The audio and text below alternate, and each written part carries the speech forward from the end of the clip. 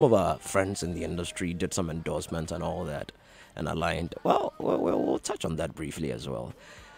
Yeah, definitely we will. This is Joy, and of course, when we start talking, WhatsApp line will be 0244340437. You can start sending your thoughts ahead on some of these topics that I've outlined so far. And yeah, at about 3, the gentlemen will join. Then we'll start talking. This is Showbiz A to Z. My name is George Kwe. Ubetse, bring that Shatawale track back. I love it.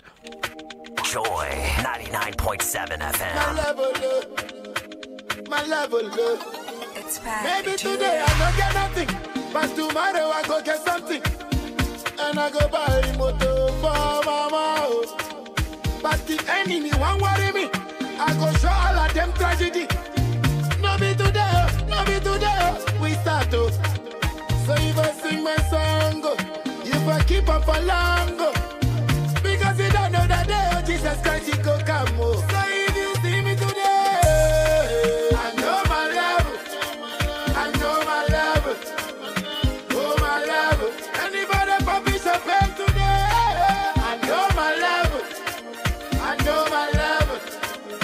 Oh, my level. Showbiz A to Z, flow to stone and the Waka, I mean, I get my mother, they got it. Lonely story. By the time I buy my Toyota, Flossy, Kama, Kebenyana. What a lovely story. I don't live this life, yo, because I got my Bible, yo. Because the blessings I get from the Most High is so great, though. So if you see me today, I know my level. I know my level. Oh, my level. Anybody publish a pen today, I know my level. I know my level. Oh, my level. Maybe today I don't get nothing, but tomorrow I go get something. And I go buy the motor for mama. But the enemy won't worry me. I go show all of them tragedy. No be today, we start to. So if I sing my song, if I keep up for long, because you don't know that day, Jesus Christ, he go come. So if you see me today, I know my level. I know my level. You hit the jackpot. Oh, my level. Anybody publish a pen today, I know my level. It's Showbiz A to Z. And the mask get set ready go. Give you my heart, make you carry go. Tell them, girl, I'm your girlie, yo. Oh yeah. I want to feel it in my belly, yo. Follow the ladder to my heaven, no.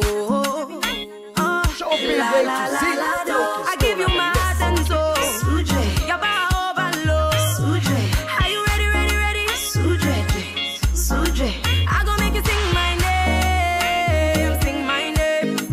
I go make you sing my name. Sing my name. I go make you sing my name. Sing my name. I go make you sing my name. Sing my name. Sing my name. Oh, you cry, baby. Every time you hear my voice and I'm singing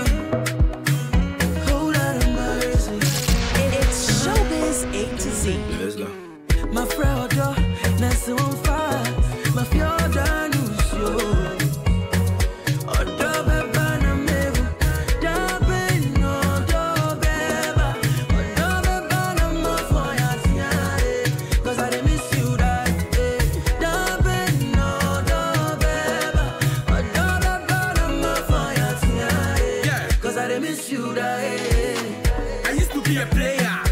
Odo my sister na me a goalkeeper. Baba kuma no mami na mi kuta. Mr. Boniface Odo Sambra. Na wuja me a meya mobo Sandra. Hi, wuja me pekolebu. Emergency doctor, so me move. Odo bubu makuma, mi bebu. Mi turo nyina fe na mi su. Odo da baby mi su me da baby. Brana mi so wumuti se tobi. Come make a pamper you baby. Be a papa, if you come to daddy. Damn I will baba Odo please I'm sorry. I promise you go be my one and only. Captain to the planet. And they call me you did. Obi Baya Uboni and Yemi you did. This a many wa. Or me don't want your eyes on Joy 99.7 Ore. Machinchi, you'll be anyone else. I want faith. Kwami de. Kwani, Kwani, Befame Koro. Kwani, that's so.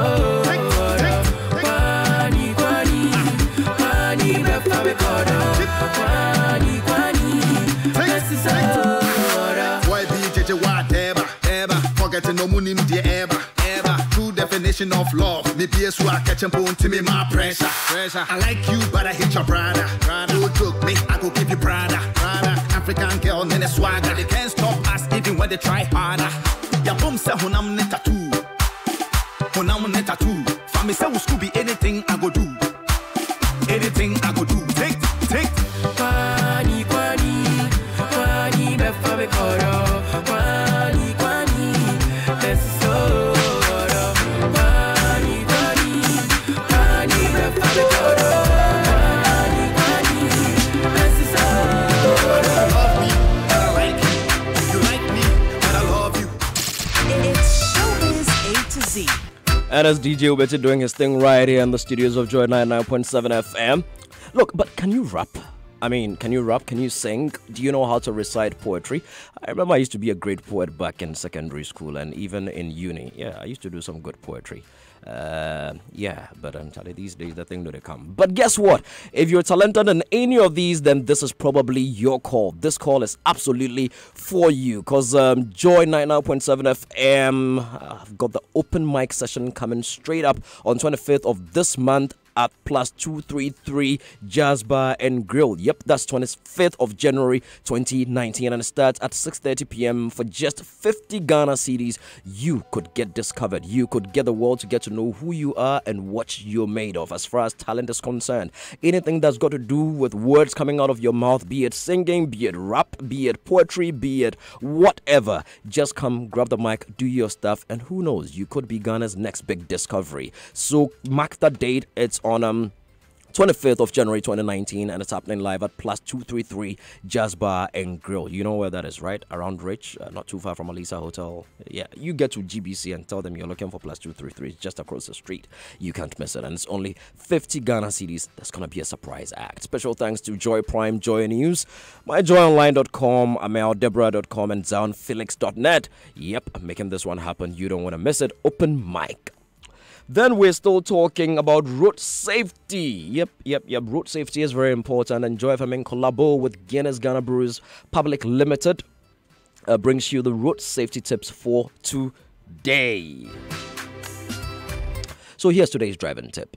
Where no sidewalks are provided, it is usually safer to walk facing road traffic. You know what that means, right? Facing road traffic. The road safety tip is brought to you by Guinness Ghana Brews Limited, live every day, everywhere, and supported by VIP Gen Transport Services, Evan Mike Multipurpose Company Limited, We Build for the Nation, and Greenfield Scientific Herbal Clinic, producers of Ajenkwa Garlic Plus. God is our healer.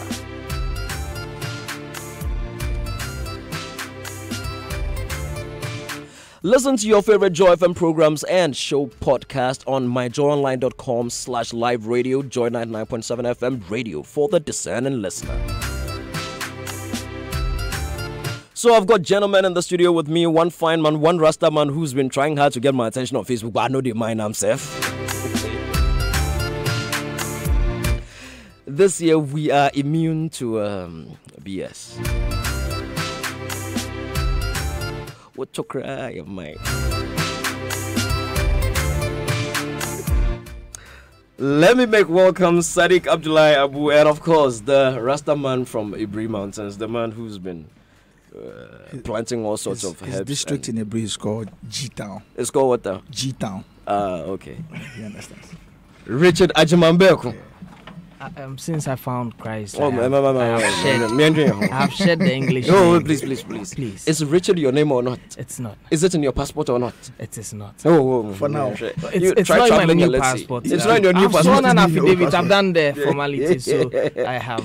So I found Christ and I'm a staunch Christian. And so you've dropped the Richard? Yes, I have. So Which Christ? I beg your pardon? Which one the Christ? Not the Usu Bempa. Not the Usu Bempa. No, not the Usu Bempa. I wasn't part of this conversation. Don't be anyone. Please. The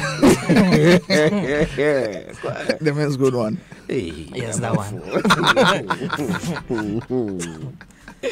Gentlemen, good afternoon and welcome. Good afternoon. How's your week been?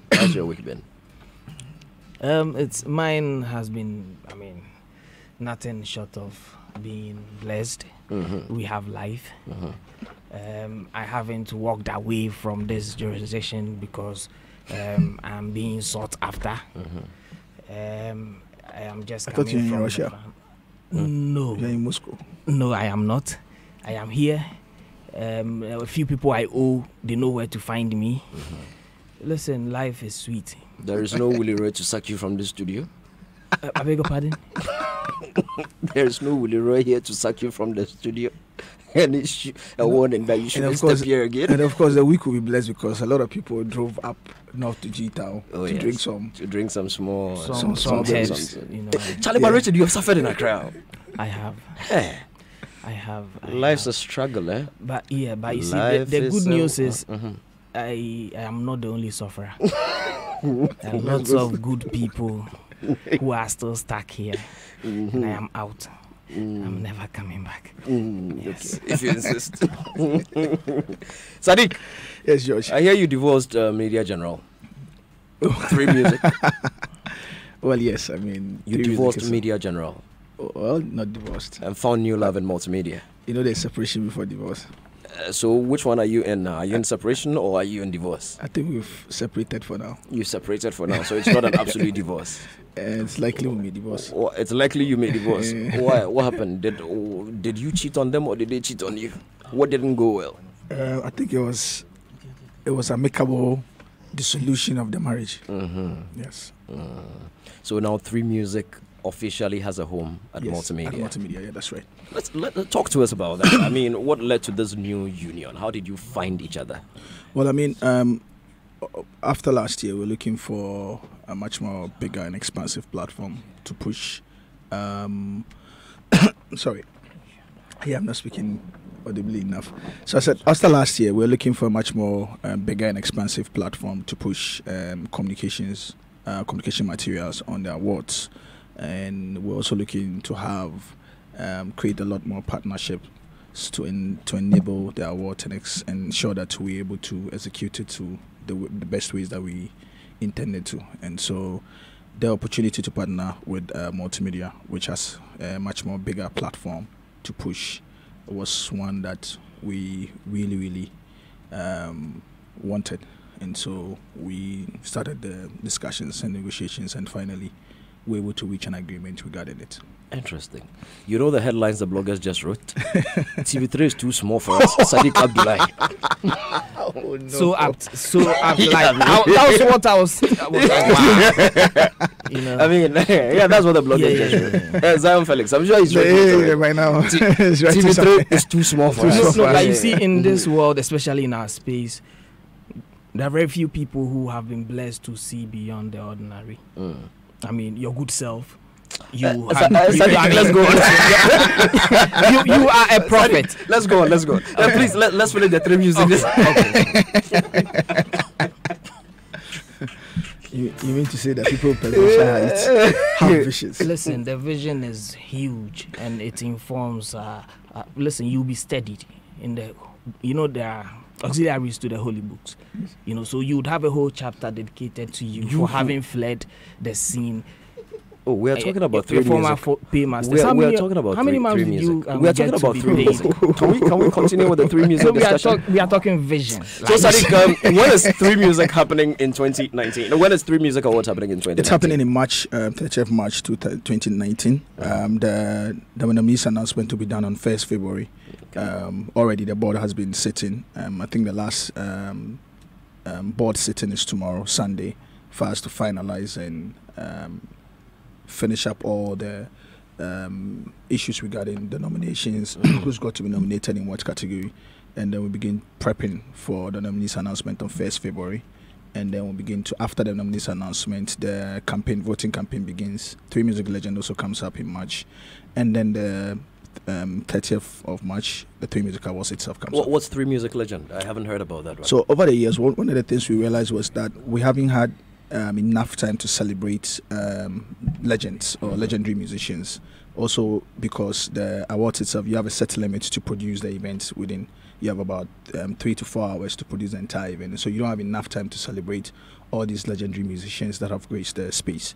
And so we thought about creating a different platform to select legendary musicians to reward them and aptly celebrate them. So Three Music Legends is a separate event of the Three Music Awards that would seek to celebrate all these legendary musicians ahead of the main event. That sounds pretty And good. also because we also realized that we've created two different categories. So there's Outstanding Achievement Award.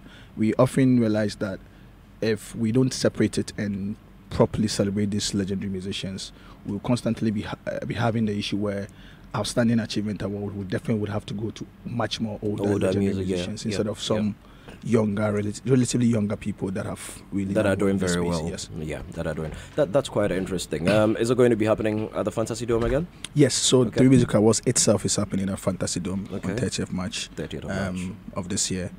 Three Music Legends. The venue for Three Music Legends will be communicated ahead of that. Interesting. Rigid, did you follow Three Music Awards last year? Yeah. I mean, were you at the event? Yes, I think I traveled on the night of the event. Okay. A day before I was with him, he actually gave me complimentary tickets to give to some serious people. And so I am privileged to be this close to him and his team. And we can only hope to God that this year's event, and from all indications, shall turn out to be an improved version of last year's. That's not to say that last year had any. I mean, every event has its own challenges, and we brought them to fore in the post-mortem. He and his team did acknowledge and accept in good faith. So, knowing the persons behind, we hope that again this year would be better. And I mean, Ghana is lacking on that front. We need quality options to what Charterhouse provide, and I mean, so we can only say that break a leg, guys, and may God be with you. Break a leg, may God be with you. That's a good one from Kwame Ajimayam Bearcon. So, Three Music Awards happening 30th of March 2019 at the Fantasy Dome. But let me quickly find out. Your calendar year starts from November, right? Yes, 1st November. So, we're talking 1st November 2017 to 31st October 2018. Yes. That sounds pretty odd. Why that kind of calendar? Well, when we started the previous year, the initial event was supposed to have happened in January. You know, and during that time, we didn't think of a better calendar period to have done that. Also because of the number of releases that were done within that particular year. And so, after that year, we stuck with it. We thought that that was a very good calendar year to have. And it's within that particular year, the number of releases. I know already the board has had its own challenges trying to limit or break it down to the cutoff point. The cutoff point. It's been very, very difficult. And when I was coming in, the songs were being played. I wanted to start the conversation with you to say that, look, I know for us and even for the VGMA, we're all going to have a big challenge really trying to break it down to the 7 or 8 slots, because there's been a number of good releases, a number of talent that have come up within the particular period. And so, to answer the question, I think that we thought that would be a very good calendar year to have ahead of the awards. It's going to be pretty interesting because I have also had the privilege to see some of the entries that have come in for the VGMA so far. You know, the VGMA is also open nominations, I think, on the 7th of January. And that calendar, the VGMA's calendar year is a little different from yours. That one starts 1st January 2018 to 31st December 2018. And Charlie, the some of the entries that are coming in so far, I can see the struggle and the fights that your board are going to have in their boardroom. And I can see the one that the VGMA, because let's face it, look, and let's commend our musicians. 2018, they came to the party. And at the expense of foreign invasion that we have always been speaking against. Yes, so if we are sport for choice now, we can only say to God be the glory, because there's been, I mean, for a high life artist of the year category, you'd struggle to find 3 befitting musicians to make up the nominee list, you know. And then you mean previously? Yes. So we've been through some door periods, and now if we are sport for choice again, it's good. Even whilst going through it and finding it difficult to really prune it down, it led at the board level to one decision that was made. You know, previously we had our hip life category together, but due to the number of releases that have come up as well within the year, afford to and how good it was, we thought that it would be unfair to have to put the two of them together. So this year, one of the things audience should expect is a separation of hip hop and hip life. So we have a separate category for hip hop, have a separate category for hip life, and all of this, even in all of these categories, you still struggle to find the top 7 or top 8 songs. You know. It's going to be a pretty interesting year. We'll see how it goes. But just putting it across, if you're a musician and you're out there and you want to be part of any of these music award schemes, just make sure you enter and make sure that, when it's time and they put out the word, you get your funds, you rally your funds together, vote and all those things. So when it passes you by, you don't sit somewhere and say, "Mo just stupid money be no on forward no."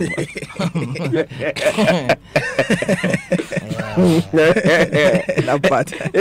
I mean, but it's important to put it across. That from organizers to board to everybody. Just stupid money be Yeah,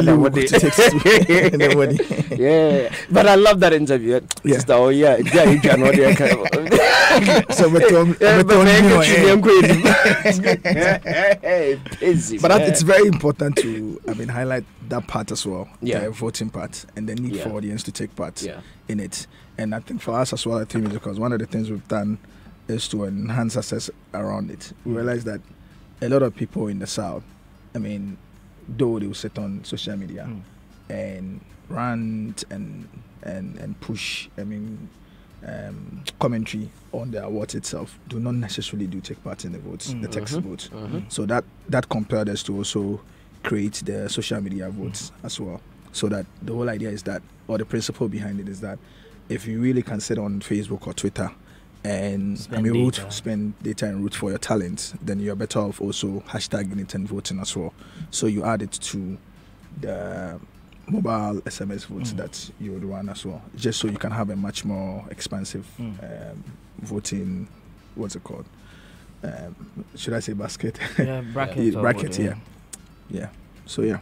Makes perfect sense. Makes perfect sense. All right, so that's it for Three Music Awards. Kwame, any final thoughts, any final words that you like to say to Sadiq as they just get ready to get into the busy moment? Because I know what he's about to go through, and I'll be going through the same in the next couple of months. So I can see the stress ahead of him. You know, say it's loud. I would want to appeal. You to need money, yeah? Corporate Ghana. That George, it's expensive to produce our shows. One of our major donors across board, Ghana Entertainment, unprecedented quantums of figures having been doled out over the past 2 years. He's no longer in the picture. We don't even know where he is.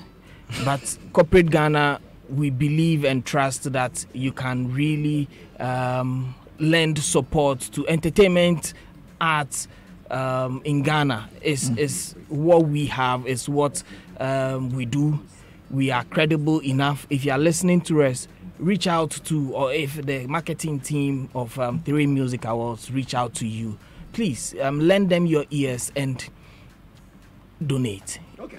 Without funds, and especially again in these trying times, that we can find one of our biggest.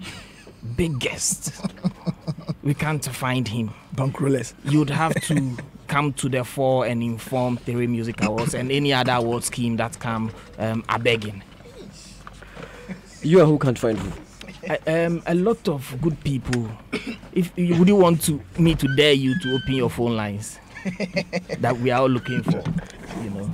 We've also been joined by the legendary Mr. Jesse Amu Ejepong, aka Don Chichis Karamuche, former business development and chief marketing director at Millicom Ghana Limited, now CEO of Ifiba Consults.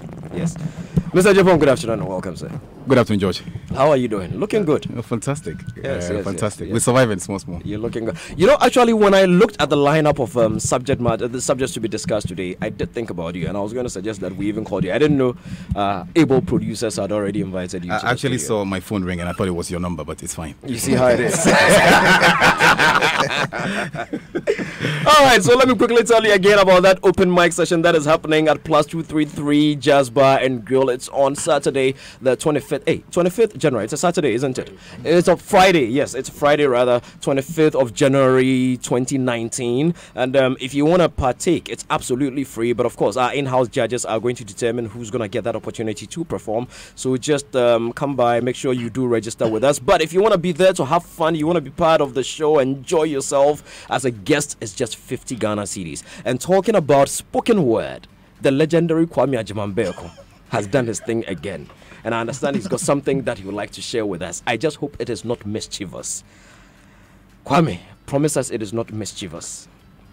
I was actually looking for one that was mischievous. I didn't know it was going to bar me from reading that out. It was themed on the legendary Nana Pyam-Mensah. I had authored a poem in his honor, and I was hoping that I'll get paid for it. Quite clearly, it is not going to happen anytime soon. So I would move on to something. It doesn't mean it won't happen at all. I believe you. You haven't been that close. I believe you. Listen, you have no idea. I'll take an autograph from you. Please go ahead. Because you have. My guy, read your poem. So, without much ado, this particular poem is titled "The Prophecy." On the day of reckoning, when our gods have grown weary of fools beckoning, we the privileged few, armed with amulets, shall replace you lot on the pew, who are without cowried anklets. For once upon a salvation tomorrowed, after your quack soothsayers have spat all their say, caused you enough frights to act like piglets furrowed, we the heathens shall have our way. And of all places, in your national cathedral of gloom, then we shall make merry and share the doom. Then we shall make libations with palm wine to spite your prophecies, after we pat ourselves and dine to make nonsense of your fantasies. For all our sakes, without all your stakes, now can I hear an amen? Amen. That's safe. That's safe. That's safe. I know. That's safe. We're happy. We want to go home today. Amen. It's very important. It's very important. Right. So it's award season, and one of the songs that definitely may be getting nominations in almost every award scheme this year. Maybe. Please listen carefully. I said maybe before somebody goes to me. I heard them. They said it. The three music people were there. The Ghana Music Awards were also there. So I knew by all means it was going to happen. This one, definitely.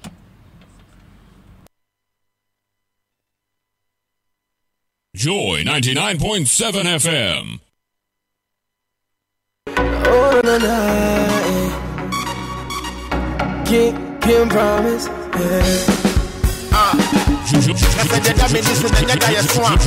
99.7 FM.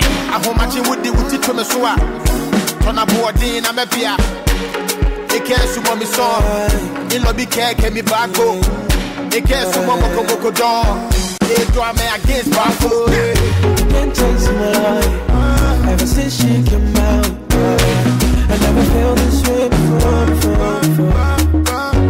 Yeah, I'm looking for a boy, daddy. See, baby, I can hold you. I keep your heart, girl, never let you go.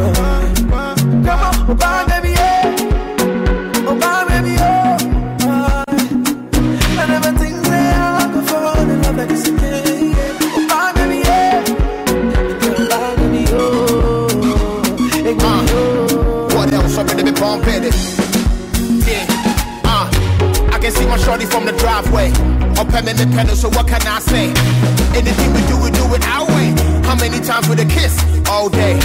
When I jam in the foot like a shize. Me when I me put do a baby. Or coming home from nothing up to the payday. Couldn't need a JJ. Tell me I want Trump kiss. Can you give it to me like this? Yeah, go shopping, I forget the prices. So we tell me how could you than the ISIS? No matter what put me down and also be a crisis. But the feeling when you wanna do the right thing. Make I put a ring on it, I me forget the strike game. Big cars, more money, come sugar my thing. Listen to the song I sing, but the pumping. Oh, bye, baby, oh. I never think that I could fall in love like this again. Yeah. Oh, bye, baby, yeah. Oh, bye, baby, oh. Hey, baby, oh. Yeah, no, oh, good body, sweet face, true love, walking on the beach, hey. Daytime, night shift. I can't wanna hold down, don't be prepaid. You didn't deserve all the Gucci and about me. Yami kwana me pose, so chow me.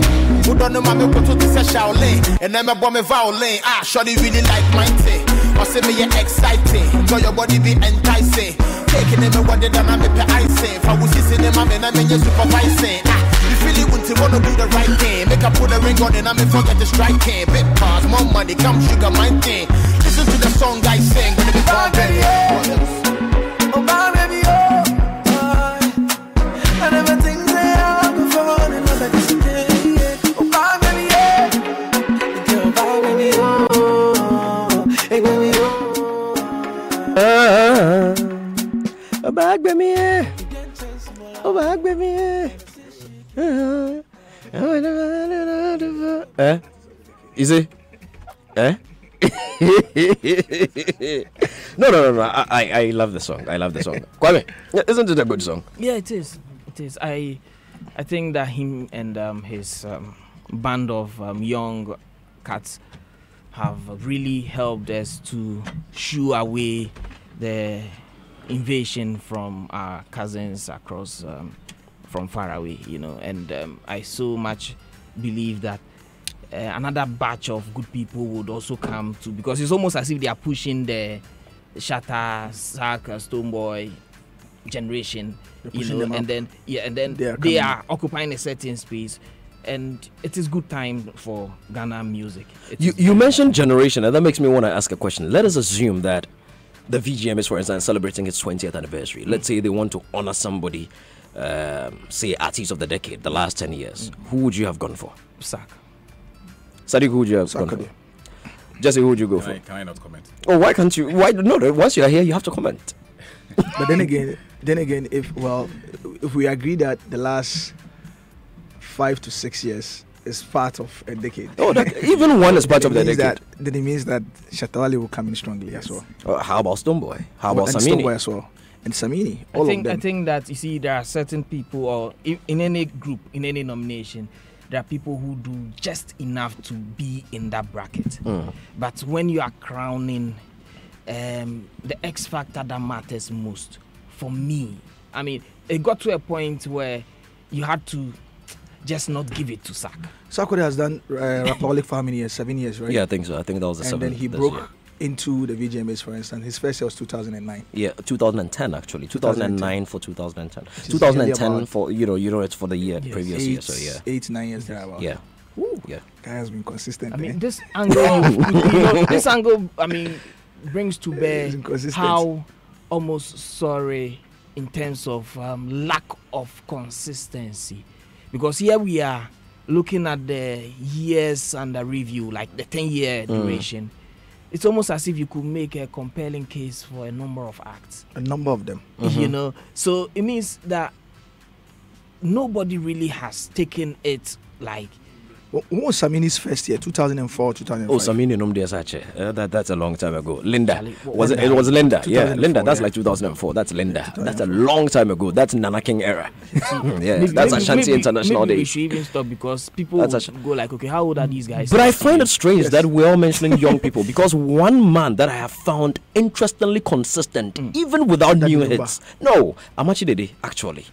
Because you see, when it comes to performance-wise, when I look at the three legends that we have, Daddy Lumba, Kojo Inchi, Amachi Dede, I don't think any of them have had more performance opportunities than Amachi Dede in the last 10 years. But in terms of releases as well, of the three, Daddy Lumba has been consistent. Oh yes, Daddy Lumba has been. He's about one of the only ones that still can compete with the young ones in terms of releases. I mean, a few years ago, he had the Nanado song, hugely popular. Yentiobia, hugely popular, and then which the other one? I can't remember the title, but Yenio Surikwa is a bit old. How old? Yenio Surikwa should be. Well, it's not more than 10 years. That's but you know, George, when you play this song, one of the things that came to mind was that during our deliberations at the board level, the initial reactions to the song, you know, you got it right when I said, "What genre does this song fall in?" And you said hip life. Yeah. But when you throw it out there, and the feedback that you get on Afrobeat and Afropop details one thing, that if we don't take care, Afrobeat to Afropop perhaps might swallow our hip life. No, you see, there's a truth nobody wants to face. The dominant rhythm in Ghana right now is high life. Everybody needs to understand and accept that the dominant rhythm, a lot of when you listen to people like Kwesi Arthur, Kidi, Kwame Eugene, Kim Promise, Shatawale, a lot of them, it's high life. But then again, but the question is, will they themselves even admit it's high life? It's just a few of them. I think it's just Kidi, Kwame Eugene, and to some extent Kim Promise that admit that they are doing high even life. them, we had to force down their truths, and you can't blame them because they are younger. Their influences are not really high life musicians. Last year, for instance, we took a stand for high life where we never had any Afrobeat or Afropop category because we're making a case for high life. But this year, and also depending on the interactions and reactions we had from the talent community, we didn't have any option that include the Afrobeat category. Let's look at what Uncle Rex Omar started earlier last year in his quest to revamp what really high life is, by way of releasing music every month. I mean, it was proving expensive. I happened to serve on his team, but ultimately the goal, the campaign was to go and then remind folks that this is ours. And indeed, as per the science of what you are churning out, you're actually playing high life. So why not let us embrace what we are actually doing? Rex Omar, for instance, one of the days when he was here, brought our mind to the fact that Ayo Mashatawale is high life. Yes. And he indicated to us what kind of high life it is. Yes. He was the one that also helped us decide on Ebony's Hustle. That song, Hustle. I'll be hustling. High life. It's high life. You know, so I mean, when you break it down, but then again, there's another school of thought that have argued that high life, even over the years, have not been clearly defined. It more describe the lifestyle at the time, which is local music played with foreign instruments at high places, done essentially on there were parameters. So often you would have the whole idea of, if he has drums in there, if he has this in there, it's high life. But then again, you have other songs of the same nature from other parts of Africa with similar things being called other things. So we needn't stop the conversation. This That's conversation the only way. would need more time. Yes. But let us get into one of our core subject matters for today. So I don't know if any of you have seen the post from our sister Lydia Forson. Lydia Forson is making a strong case that in a way or the other, some of the celebrities and politicians and other figureheads that did endorse the brand Men's Gold also ought to take some of the blame in a way or the other. And I don't know what your take is, because look, all over the world, brands have been liaising with celebrities for various levels of endorsements. I mean, sometimes the the celebrities do misbehave and brands have had to drop them and all that.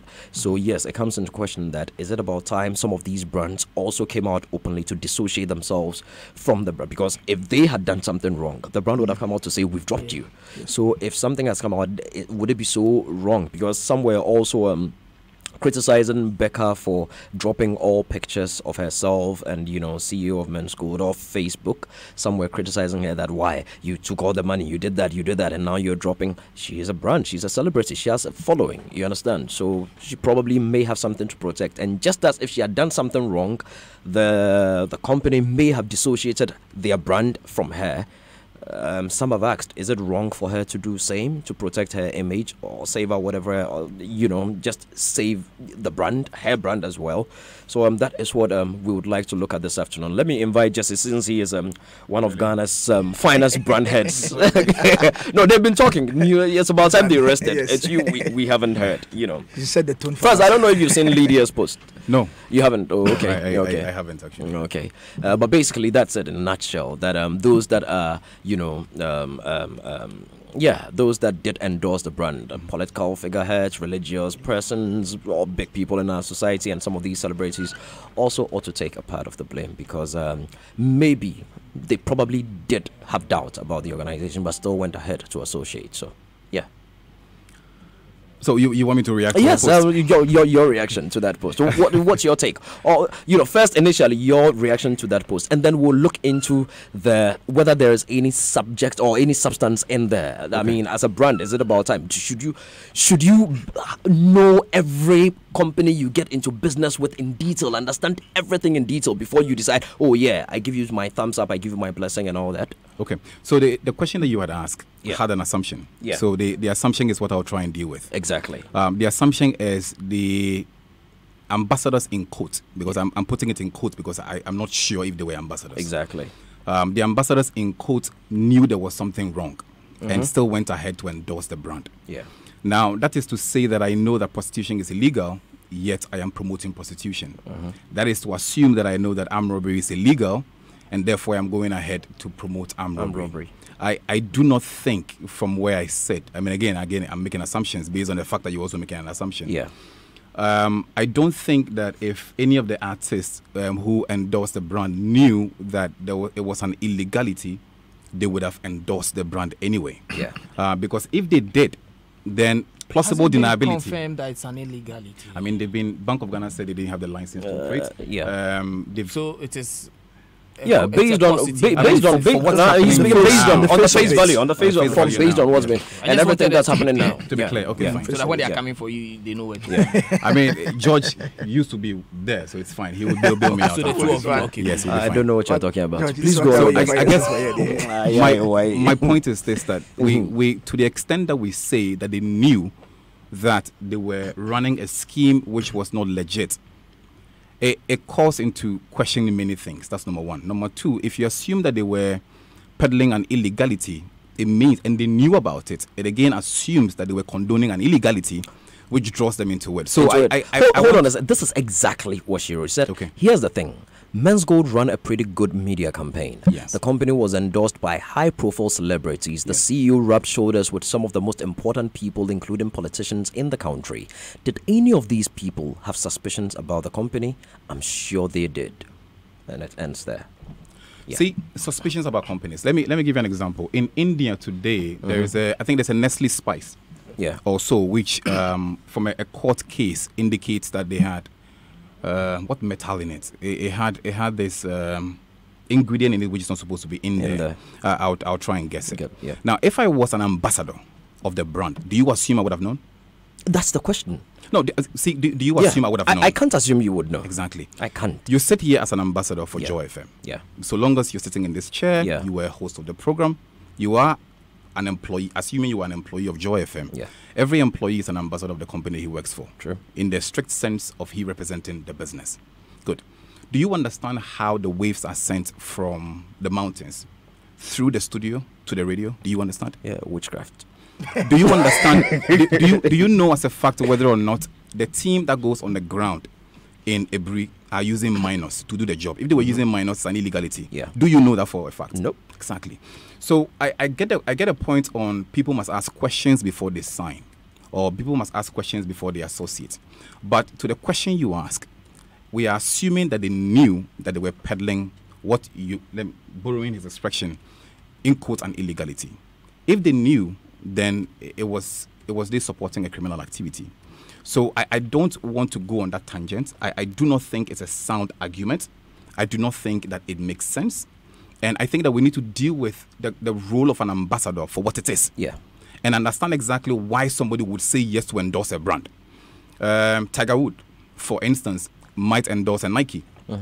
He wears a Nike T-shirt. There are strict guidelines that businesses in America must follow. So, for instance, they might say, if the company, or let me use Diageo as an example, if Diageo or its distributors sign up to that particular agreement, no minor must be used, even on the farm from which the sorghum is being brought. I didn't even say the ad. I mean the farm. Yeah. There must be no child labor, no minor working there. Yeah. So, for instance, if Nike is producing its T-shirts in Bangladesh or in Ghana here, and Tiger Woods is being signed as a brand ambassador, there's a limit to the things that he would know, and there's a limit to the things he will not know. So, my initial statement will be this: let's not overburden the ambassadors, in quote, with something which the state, you and I, failed to fix 5 years ago up until now.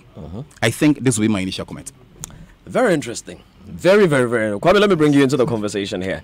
I mean, Jesse has done quite some justice to what Lydia said. I mean, in his opinion, you cannot blame or even expect that the celebrity or whoever it is that's endorsing the brand would know into detail that some things you must know. Exactly. There are some things, yes, you must know, yes, which everybody else may know. You know, there are a few questions that you can ask. Okay, how do you get this? How do you do that? How do you do that? Because if I'm an ambassador, I may be asked, you know, on a TV show somewhere, somebody may, oh, you represent this brand. How do they do it? You represent a toothpaste brand. How do they manufacture it? Why does it taste so minty? And all that, you know, certain basic things you should be able to. But would you agree with what Miss Forson did say, that probably they should have known, or she believes they had an idea? If she did say that, then she's wrong. And this is my opinion. Now, they cannot know. The only thing they must know, and they would know, is when they are being paid and when their contract expires. There's a social responsibility on them to be interested, but it is not law. Again, I might be wrong, but this is my opinion. Now, you see, when as a principal and as an individual with some pinch of conscience, I am guarded and guided by this principle that, for instance, when the unfortunate incident of the Melcom building collapsing, I put it on my Facebook wall that Asamoah Gyan should disassociate himself from the company. Yeah. Because if it were the other way around, okay, if the company is any serious company like Huawei, the phone company, what's it called? Techno. No, the one that dropped the comedian for Huawei. Oh yeah, Huawei. Yes. Yeah. If it is any serious company worthy of time and space, they would come hard on you. I mean, it happened to the cyclist. What's his name? The British guy. No, the guy. Lance Armstrong, the American. Everybody walked away from him. I mean, out there where they take things serious and human life is of premium, you cannot get away. Even at the point that you've not been proven guilty, people would hold on to certain things and will start, you know, let you know that, listen, you need to start calculating how much you owe us. So if it is on the reverse, and she has, and let's be specific here, the Becca thing has brought us thus far. Very true. To have this conversation, as in she deleting all, you know, everything on her social media handles. Listen, I'm not sure. Say she's not following Nam1 on Twitter. She follows only one person on Instagram. I don't know if she has unfollowed him, but it will be fair. You mean only her husband? Okay, so that was Mr. George Kwei's voice.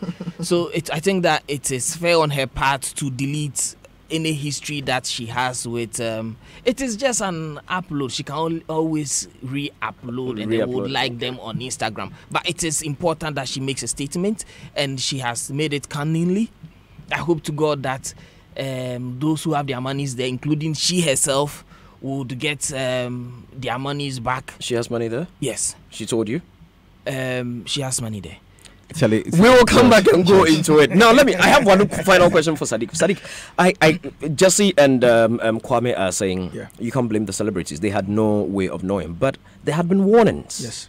There had been warnings. Yes. Bank of Ghana did warn 2014 and other previous years. There had been warnings. Are they saying they did not see any of these warnings? And shouldn't the warnings be some sort of an alert for you to, shouldn't it raise your antennas? Bang, say that, oh, okay, Charlie, these will make her do some digging and find out. George, I mean, if for nothing at all, for the benefit of your followers, lack of knowledge of some of the things you enter into, I don't think can be cited as an excuse in when you are taken on by some of these people for misleading them. I mean, so as to say, think about it this way. I know what I'm about to cite is usually a public law and not civil one like this one. But if you here, I know I'm saying this because of what happened on my social media last week. But if you happen to promote, say, violence, and on the basis of the things that you promote, other people take up arms and actually engage in violence, and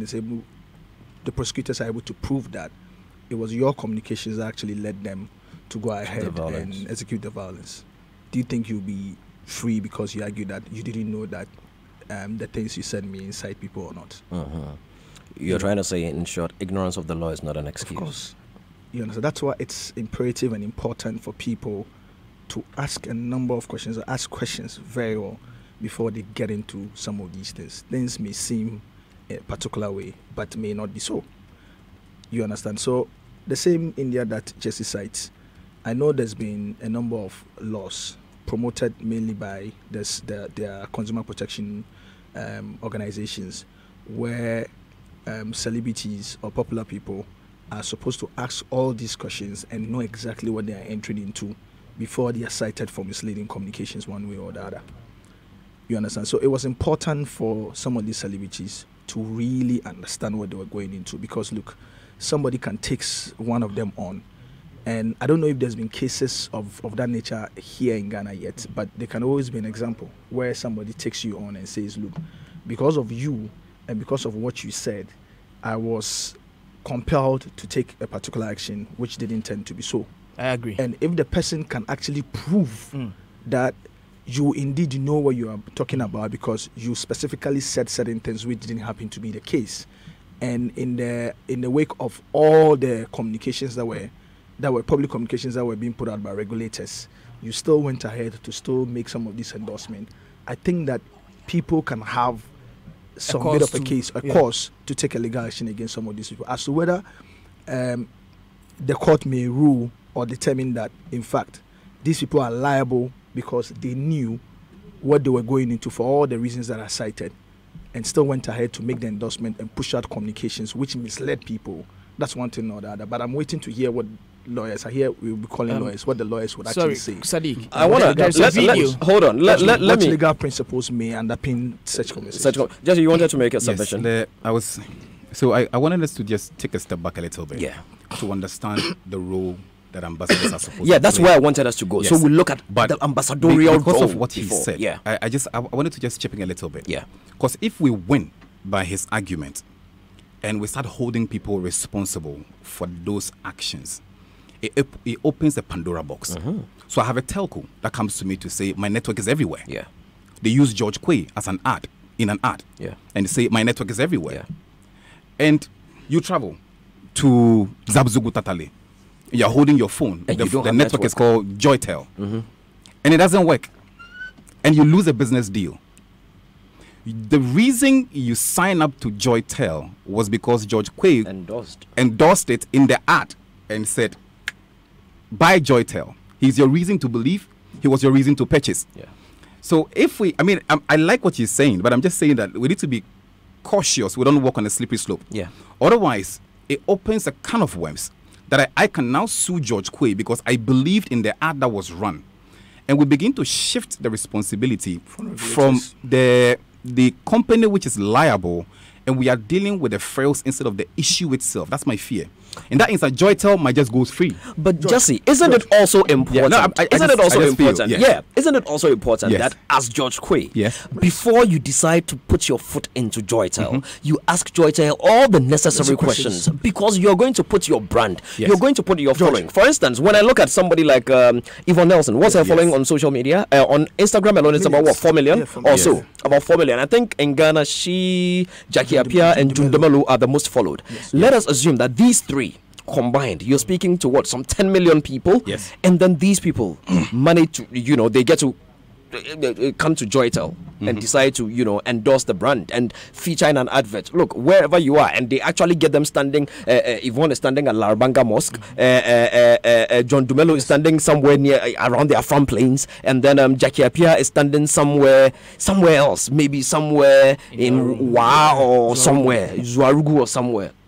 And it's clear, and they are chatting, the three of them. Oh, Charlie, your network's clear. Whoa, why are you standing next to me? Oh, no, I'm here. Oh, wow, and all that. And then a week later, you go there, and just as Jesse said, it does not work. George, so why should you not blame them? So, George, you see, I know we are going a bit into a bit of law. And one of the things lawyers do mainly is to see if, first of all, there are legal principles behind these things, and if there have been case studies like this. Yeah. Now, there's been case studies like this, and I believe that is the basis for which Lydia Forson, for instance, is commenting on these things. There's the SEC, Floyd Mayweather, and DJ Khaled one in the US. There's been instances also in India and then in the UK. Now, these are case studies that underpin some of these conversations. But here in Ghana, the closest we can come to is what the FDA and even the NCA does. There's been instances where the FDA, on the basis of vetting some of these communications, stopped it. So I know where Jesse is going by saying that let's focus mainly on the role regulators were supposed to play and what they didn't do, and focus more also on the organization. Other than that, if you do that, you will lose the bigger picture. But yes, once there's been cases where FDA, for instance, has been able to draw the line and said that you can't do ABCD as a celebrity, right? And even in instances where you didn't know, they recorded it, and saved you any legal whatever. I think that there's enough grounds or basis for anybody to want to pursue something like this on some of this, and it's entirely up to them as to whether we as a people also, and yes, if we want to take on people may not necessarily focus on. I know some others that are making arguments. Yesterday, Justice Science Facebook, for instance, was making a point about how regulators cannot escape the entire thing because they're also complicit in the whole issue. But it depends on any customer and who he wants to take. I believe that there will be fair grounds for anybody to want to take on either the regulators, the celebrities, or anybody that was involved in pushing what they term as misleading. May I challenge? Let me just challenge one thing again, because we're speaking to the public also. I learn a lot from him, so I would pick on the things that I feel I need to try and speak to. So I'm reading. I'm reading. I wanted to bring just a quick one on the Floyd Mayweather one. According to the SEC, Mayweather and Khaled failed to disclose payments from 3 initial coin offerings in which the new currencies are sold. Now, if you go down to the story, according to the SEC regulations, anybody who takes money from anybody promoting something within the security sector must of necessity disclose it. So they were fined for not disclosing the fact that they were paid, not by associating with them. Exactly. So I know we are broaching the subject now, but I want us to. My point is, like you said, let's take assumptions out of the equation and stick to the fact. There's a role of an ambassador, there's a role of the customer, there's a role of the regulator, there's a role of the general state itself, and there's a role of Men's Gold and NAM1. Because in my case, I would like to separate Men's Gold from NAM1. There are 2 separate entities that we need to deal with. You get what I mean? Let me bring Kwame into the conversation, then we'll go into the role of the brand ambassadors. Well, we have lawyer Gary Nimako on the phone line, so let us quickly go to lawyer Gary Nimako. Hello. Yes, sir, my brother. How are you? We're very well, lawyer. How are you two doing? We are in it. We give glory to God. So we're having a discussion. You're live on Joy 99.7 FM. This is Showbiz A to Z. And we're having a discussion regarding the celebrities that did endorse the brand Men's Gold. And our sister Lydia Forson and a couple of other well-meaning people in society have actually mentioned that, look, some of these celebrities that endorse the brand also ought to share the blame in a way or the other. And we're looking at it legally, and we thought we could seek some redress or some sort of advice from you. What's your take, lawyer? All right, good afternoon to you, good afternoon to your listeners. Did they tell you why they think that they are culpable? Well, they didn't say why they think they are culpable. Well, I heard the contrary. Communications.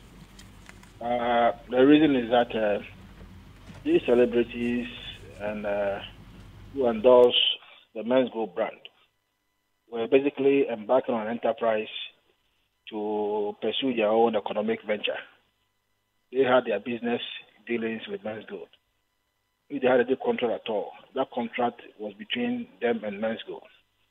They didn't have any privilege of contract between themselves and any customer. By the advert or the promotion or the endorsement that they did, that in itself cannot make them liable to anything. Whatever that they did, they can't be held liable for anything, because I'm not sure any of them will have reasonably foreseen that Men's Gold as a corporate entity in itself possibly will be run down in a way that it has been done. I'm not sure any of them will be reasonably anticipated, because unless anybody can tell me that they were privy to the books of Men's Gold, that they were top management officers of Men's Gold, or they sat in the management of Men's Gold, or there was some material information which was available to them which they ought to have known. But as a matter of fact, the company was going to have a nosedive with the way it has been done. Aside that, I do not see how anybody can convince me that the mere endorsement of the brand simply means that they can be held liable for whatever anybody has lost by way of the investment that people put in the company. At all. So, lawyer, if I may ask, supposing somebody walked up to your chambers Monday morning and said, I would want to hire your services. And you said, how would you want me to represent you?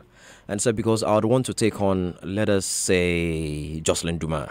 And he said, why would you want to take Jocelyn on? And so, well, because I saw Jocelyn's Men's Gold advert and it encouraged me to go, because I've been following Jocelyn since she started. I love her, whatever she does. Sometimes even the clothes that she wears on TV, when I see them, I'll go and invest and buy some. When I see Jocelyn do a particular hairstyle, I'll go and do same. So I take her words very seriously. So whatever, and I've always trusted and have a lot of faith in her. So because of her, I want to put my fortune into this company just because of her. And I have evidence to show you that I have been following her all through. So she has misled me. Yeah. The first question I'm going to ask you as a client is whether or not at the time you were going to make that investment, you had a discussion with Jocelyn Dumas. That's one. Two, whether or not he informed you or he led you on in any material way to say that go and make that investment with a company for some investment return. You see, it is not just by saying that somebody who is out there also pursuing his economic interest by endorsing a brand when he didn't come to inform you that, look, me by so doing, I'm saying that this company is doing A, B, C. I don't think that, apart from the fact that they did endorsement, any of them was engaged in any campaign. Yes, but lawyer, I like the word you just used, campaign, because the advertisers themselves will tell you that every ad in itself is a campaign. And in the ad, it is not Nana Pia Mensah or Men's Gold staff who are telling me to come and invest in Men's Gold. It is Jocelyn Dumas who is, and just for clarity, we are using just Jocelyn Dumas' name as an example, who is telling me to come and invest in Men's Gold. You understand me? It is not anybody, and that is persuasive enough. It is persuasion. It has gotten into my heart, and this is an artist I have been following all my life. Shouldn't there be some level of redress? It is a remote impossibility.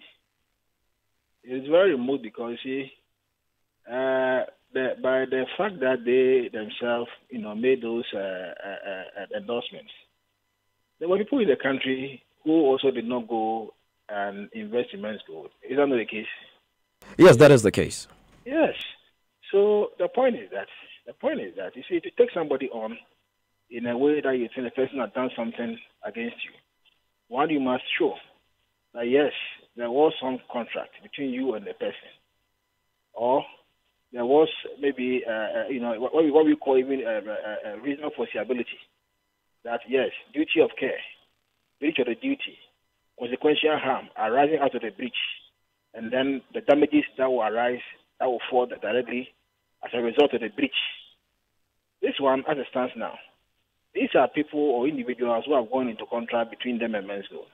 If indeed even the contract didn't exist at all, or it was just for the fun of it. But I will presume that yes, there might have been a contract between them and men's gold. And that contract possibly might be represent us publicly, give us endorsement for our brand, which they have done. Maybe they might receive some consideration, or they may pay for something, or maybe for free. That's another thing. What they have done is between them and the company. There is no privity of contract between them and any customer. So how can the customer get up and say, well, by the fact of your endorsement, I was influenced, and by that influence, I want to invest. And having invested, I've lost money. So I'm coming to sue you, the person who did the representation or who did the endorsement in court. I wonder which court will give you damages for that one. Because you the investor, at the time you were going to do the investment, you didn't consult any of those who did endorsement. You didn't go to see any of them. Yeah. You went and did your own investment. Neither did you share any of your interest or dividends with them. That is the point. And at the time when you were making the investment with the company, if there was supposed to be any returns as a result of the investment that you have made, that investment returns is not paid by the person endorsing the brand. It is paid by the company. So there's no privity of contract between you, the person making the investment, and the person endorsing the brand. So I don't know. I mean, the basis upon which anybody can say that, well, they can be held liable for what has happened to any of the investors, unless anybody can point to one fact or some information that yes, these people sat in the management team. There was some material information available to them, which was they knew that the company was doing something wrong, or the company was doing something that's going to get a nosedive, and they didn't tell anybody, or they colluded, or something. But aside that, my brother, what has happened, I think it's a matter that all of us are worried about. But we should not try to bring in people who reasonably had just gone in to just go and pursue a certain economic interest or some commercial interest by virtue of the brand. I don't think so. Lawyer, I would say thank you very much. It's been an honor having you with us this afternoon. And if we need any further clarity, we hope we can reach you. Well, I'm available. We are relaxing here, so no problem. You are chilling. It's good. Enjoy your weekend, Lawyer Gary Nimako. God bless you. Thank you. All right. So that is Lawyer Gary Nimako right there. And he's thrown some light on our discussion, I believe. Kwame! In my earlier submission, did I say that the brand ambassadors were not... by extension culpable? Yeah, that's why I said. Yeah, that's what you did say. I have changed my mind. Why? Because it is free, and because only a fool doesn't change his mind. So what's your position now? My position is, if me, I had a dime or a nickel with Nana Appiah Mensah, and I can't find him. And why can't you say you have a dime or a nickel with men's gold? Because that is what the point Jesse made. Why can't you separate the two? Did you, when they were listing the directors, did you hear their names? Then mention all of them. Why are you mentioning just one? He's the one that I know. George, you see, listening to Lawyer Gary speak, yeah, I was going to, is he Judge Gary or Lawyer Gary? Lawyer Gary. Good. So you see, he's not a judge. Let's all go in front of a judge, and then the judge will tell us that, listen, guys, go home and sleep. Because really and truly, there's a video making the rounds of Stonebwoy telling Ghanaians, his followers, that guys, and if production could pull that up, even for next week, it will help the discussion because this is ongoing. Be steadfast. I mean, I'm paraphrasing. Be steadfast and we Men's Gold is safe. He used the word safe. This was after numerous correspondence that the public had been copied. Yeah.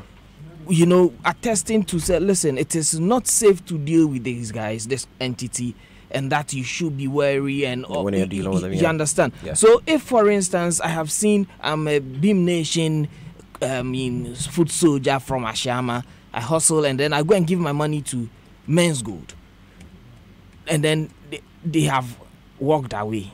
I can't find them. And there is Stonebwoy walking around, and there's the video reminding me of how, you know, I ended up in the first place with these people. And you're telling me that if I go to court, the judge would find it absurd and, you know, rule against me because I didn't share my dividends with Stonebwoy. Did you have any sort of, the questions being asked this? Because if that is where, and I'm sure that's what Jesse said, if we decide to toe that line, we'll be opening a Pandora's box. Oh, if then it is a Pandora's box of advert that you see on your screens, if something goes wrong, go you should be able to go and hold someone. Please, where's the man that did quench while I? Because I once drank quench and vomited. George, do you know I look for him? Listen, George, do you know there's instances where a particular legal case had influenced a change in how? Yes, that's how we develop as a people. Communication, the public communications are regulated. Yes. So it is possible that, I mean, if we test this in the law courts, I think that if anybody wants to somebody wants to test it, there will be reasonable grounds for. All the person would have to prove is to be able to provide that proper linkage to suggest that, first and foremost, this guy is an influential person. This guy has got ABC. It's as simple as day and night. That makes him influential and can persuade people. Most importantly, the person has to be able to prove that the person or the celebrity knew what the person was communicating and knew that it was false. On the basis of that, I think that people would have reasonable grounds to take any legal action whatsoever. When you go that way, then don't you think, for instance, Sadiq, you're about to produce 3 music awards. Yes. Who's handling communications for you? So far yourself? Yes, I mean okay, I speak for let us assume you appoint Kwame Ajimambeko to speak, and Kwame Ajimambeko comes, speaks about the event. It's going to be a great event, blah, blah, blah, blah, blah, blah, blah, everything. And Jesse buys ticket, comes to watch the event, and quote unquote, it's crappy. Should Jesse go and sue Kwame Ajimambeko or come after you? I am going to be held responsible for having... wait, who should be sued? I think in that, you see, it was good that the lawyer... Who did mess up? Was it Kwame Ajimambeko who messed up, or was it 3? Ubi organization. Why are we talking about the ambassadors? In this case, you see, but George, there's instances where, because I'm glad that the lawyer mentioned duty of care. Obviously, the duty of care at that particular point in time, and on the basis of the ticket you bought, the organization you would be in contract with will be the organization producing the event. And in the same case, you know instances where goes to can be cited. Hold on. You know where Richard on. Can be cited Hold as on. one of the defendants in the Richard could be cited as one of the defendants, but how do you take Richard on? Was it Richard's program? Richard was representing a brand. Yes. Listen, you understand me? In this case, you're not talking about ordinary Richard who is communicating for the organization. You're talking about popular celebrities who have a certain influence in Doesn't that even make it more serious for a Richard who is actually a part of the organization?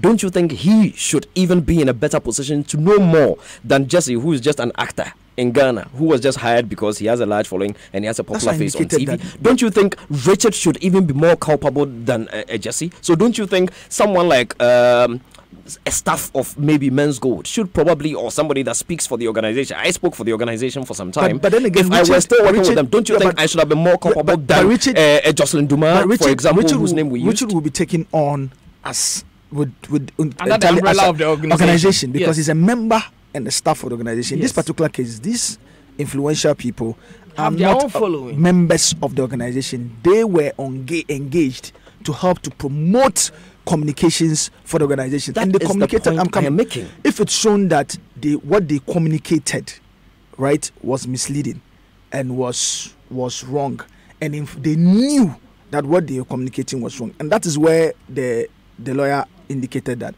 there's a slim chance of proving. Yes, there's a slim chance of proving that in fact they knew. But in this particular instance, where there's been public communications suggesting that ABCD people were not operating without approval and was widely publicized, there is adequate reasons to believe that they knew. Good idea. If they knew, didn't you also know? You who went to invest, didn't you also know? Yeah, but the publications was not sent to the celebrities alone. It was made public for everybody. Yes. So if they knew, didn't you know? Then now we're going back to the other part of it, which is the regulation. For instance, that is what the lawyer tried to explain. Hold on, Sadiq. I'm not trying to banter. The point where I think we need to make the point so we can move forward and speak about brand endorsements, separately. Yes.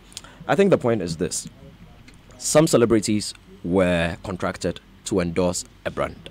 I don't think anybody has a case to blame those celebrities in any way, if you ask me.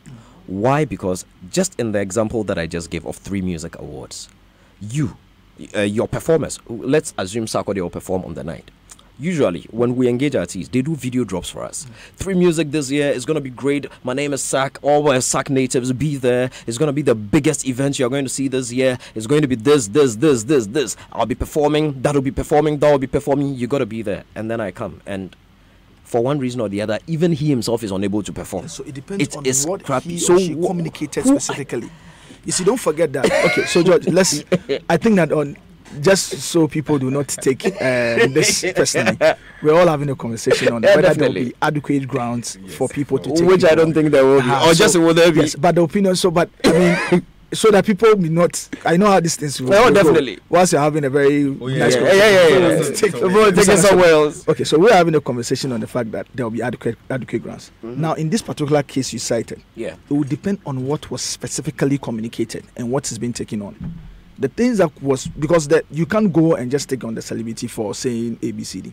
You're taking the person on specifically saying certain things. So if, for instance, I'm buying a particular drug, or I bought a particular drug because he said it will make me taller, and in actual fact, the celebrity said, "Why are you using height?" no, seriously. Okay, at this point, I take offense. Even worse. Why are you using height? Presidential height. Samsung Galaxy. This man. I beg you. So let's just say that. Please, this is not Shoko Show. I'm just saying. Let's just say that the particular celebrity indicated that a particular drug will make me fat. And then I bought the particular drug, and then I found out that it didn't make me fat. Pause. Then, can I pause you there? Yes. Yeah. Pause. First of all, if I have a drug, the drug would go to FDA. Exactly. Yes, the regulator. Before, you see, an ambassador is part of the general communication construct of a business. Exactly. That campaign would have to be approved by the FDA. Yep. If the FDA sees that you're making a claim which is frivolous, the ad will not be approved. Thank you. That's number one. Jesse, let me just here again. I'm coming. Okay. You as a celebrity, don't you think that you're also supposed to find out? No. You won't come to me. I'm coming. No. Yeah. Okay, so you can find out. I know there's been instances where organizations had prevented a particular commercial from playing because they didn't have an FDA certification, because they also wanted to be able to absolve themselves from the blame. Yes. So what stopped you as well for knowing, in fact, if a particular regulator had approved of this particular communication before taking part in it? See, you're making a very awesome point. Yeah. See, but I like I said, I always want to take a step back. You played in the area of drug. Let's use examples. Yes. Area of drug goes to FDA. Yes. Let's assume FDA is doing their job. One, it goes to FDA for an approval. Yeah. Number two, even your communication has to go to FDA for an approval. Yes. If the core of the product is to give height from a tablet to height, it will not go through FDA approval. Now, if it doesn't go through FDA approval, the entire marketing construct is mute. Again, as somebody who's worked with agencies and I've worked with ambassadors and I've worked with promoters, see, even internally, there are checks and balances that would help you sieve the communication out there. Number two, where I used to work, for instance, even the PR team will not even accept some hogwash like that. Yeah. So in a company where checks and balances work fully, that is a responsible company. A responsible company. And we'll come back to the men's gold issue. Yeah. But a responsible company that has structures, it will not even pass.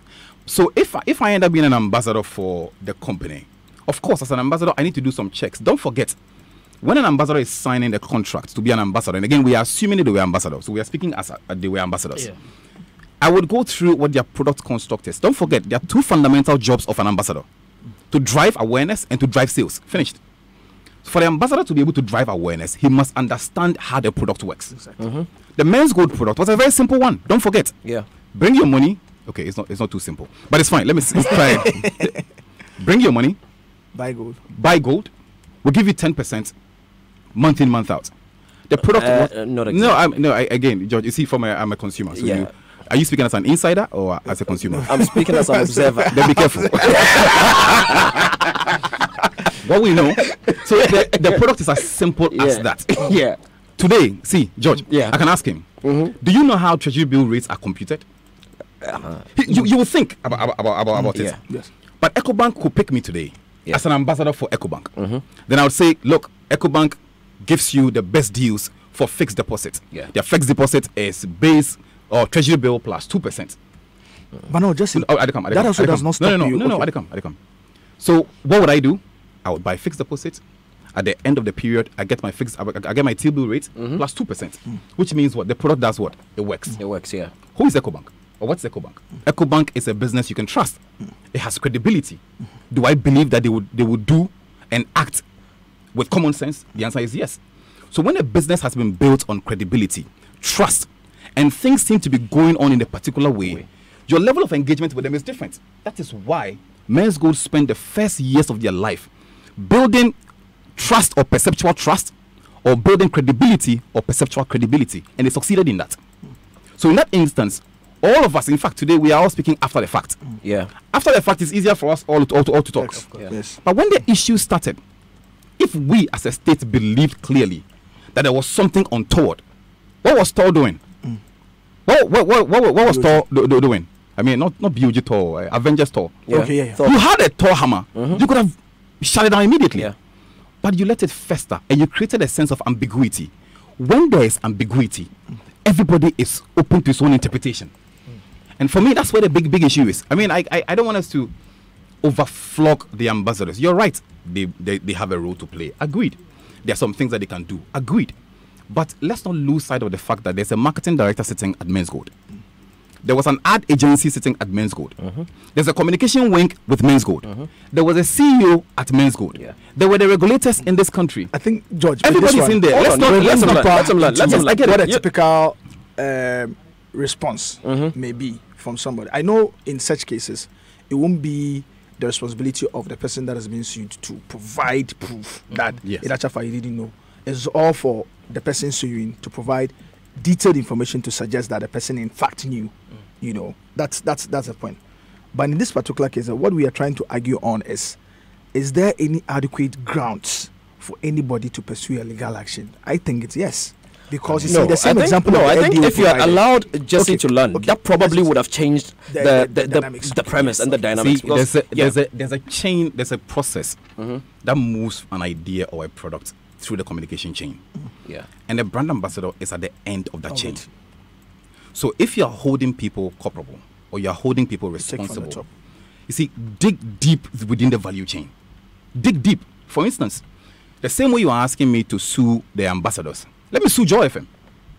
As a media, if Joy FM run an ad from Men's Gold, then let me sue Joy FM also. For carrying it. Because then we are assuming again that Joy FM knew that they were peddling in quote an illegality and Joy FM endorsed it. That would not be right. So I'm just saying that at the time when they were signing the contract with Men's Gold, 2 years ago or 3 years ago, stricto sensu, let's not assume that they knew as a fact that there was something wrong. I think the assumptions are too many. Yeah. Let's not do that. The fact is this: an ambassador has a job to do. 2 jobs, basically. Drive awareness and hoping that the awareness will lead to sales.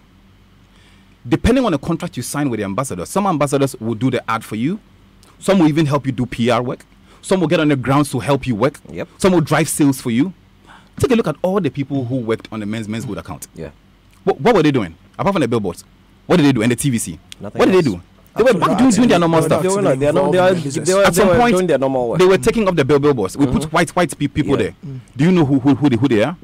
Somebody would argue that because I see who Obruni or billboard means, you know, me say, hey, Ebiamoko International, and who do I see you now?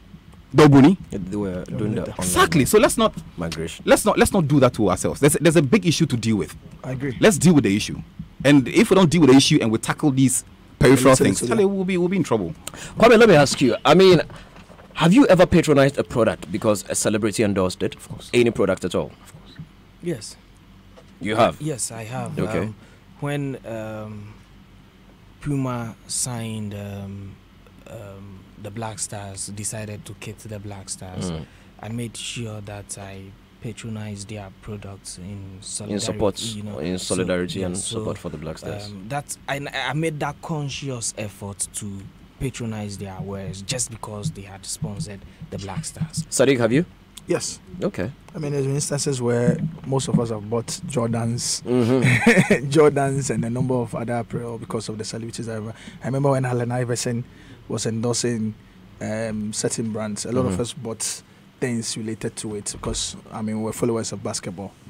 So yes, I like the followers of basketball because that's how far your talents could permit. Yeah. Our WhatsApp line 0244340437. Send your thoughts through. Let us know if you've been influenced by any celebrity to patronize any product before, and then you can go ahead and share your thoughts on this very topic. It's getting pretty interesting in here as well. A few messages. This one says, "Hello, good evening, GQ. May I ask GQ, Abuaje, if you saw this NAM1 fiasco coming?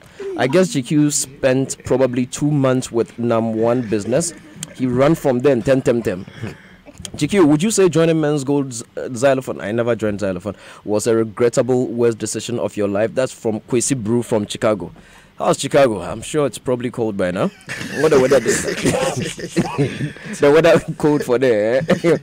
Okay, this one says it's from yes.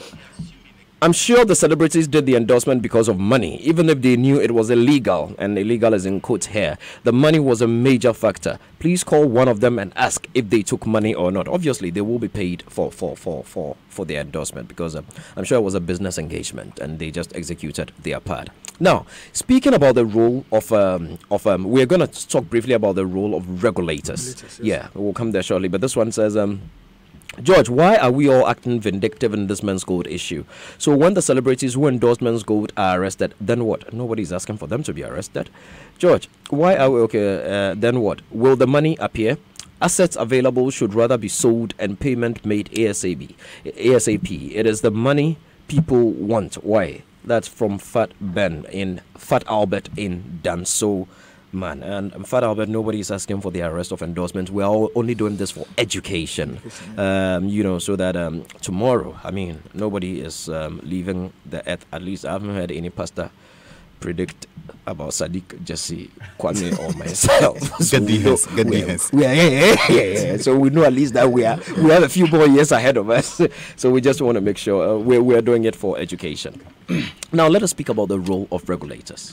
Kwame, would you say in this instance today, some people may have ill feelings against some of our friends in the showbiz fraternity for endorsing this brand, probably because regulators didn't bite hard as they should have?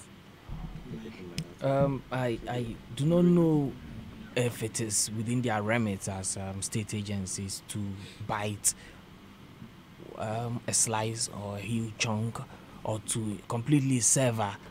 In this case, because the impression is being created as though they did everything within and under their powers to warn the unsuspecting populace that this is what it. And listen, what makes it even more remarkable is we all saw the communication materials being shared on social media, and some of us bothered to read, and we were tagged haters of the entity. And within the period, the gentleman was on social media celebrating others' stupidity. He was, in this case, what's his name? Go ahead. Yes. You know what you're saying. Yes. You go on. Yes. Just so people do not think I'm using the word. Go on. Yes. Go on. So we were here. We are not referring to like 15 years ago when Twitter was not even out. No, now saying, and then it turns out that we are we are like some prophets whose prophecies have come to life, and that we are some wise people. That's not it. Read. What else were the regulators supposed to do? I do not know. like they should pick up cuddles and chase after them from their offices, or I simply do not know how. Maybe they have task force and the tax men were supposed to have gone to shut down the offices. Listen, even at that point of using the letter of communications to admonish unsuspecting customers, people went on demonstrations. In this town, we were here. So it makes it difficult for us to, with the benefit of hindsight, sit here and go like, okay, they should have done this. Done what? I do not know. And if any, expert is out there with some outstanding advantages or some outstanding rules that the regulators didn't or failed to employ to further admonish customers, then they should let us in on that. But how else were they they should buy prime time on Joy FM and host a lecture so that people would not go and give their monies to Men's Gold? You see, I shouldn't mention his name, so that they Charlie, listen, Men's Gold is still there. We can't find the person who has taken the. Just what's your take on that one before we get to Sadiq? The role of regulators and all this. Today, some people are upset with that. I always like to have the conversation from the consumer's mindset. Yeah. So let's assume that the consumer has 4 boxes to deal with. I don't want to get into strategy level. And so the consumer's decision will be influenced by the 4 boxes. In the first box, you might look at the strength of Men's Gold as a business and what Men's Gold was at the time and was as at even 6 months ago. Yeah. That's number 1. Number 2 was the opportunity within the market that the consumer had to decide to take advantage of. Number 3 were the threats to Men's Gold itself, which the consumer again had to take a look at, which is where the regulator is coming in from. If you take a look at the entire mix itself, from a strength point of view, was Men's Gold a strong brand? The answer is yes. Yes. They had chosen a route which many businesses in Ghana have chased. The easiest way to building strong equity in Ghana. 1, get into charity work. Yeah. 2, support youth entrepreneurship. 3, pick an industry and be the savior of the industry. They had chosen that. Turn it around. Turn it around.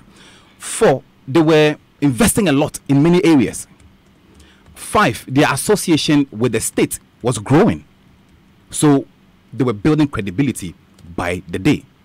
Number 2, the Men's Gold product itself was working. Albeit we have the issues now. Albeit it had all these illegalities. Now again, people should not get me wrong. I'm dealing with the product for what it is. Exactly. The product says, bring your money, I give you 10%. In quotes, terms and conditions apply. Yeah. Were people getting their 10%? Consistently. Good, they were getting. So the product, albeit a problematic one, was working. Now when a product is working, word of mouth from existing customers get to trend it a lot. Again, the normal consumer out there which you are challenging today believes that the product is working. The brand has endorsed itself through series of activities.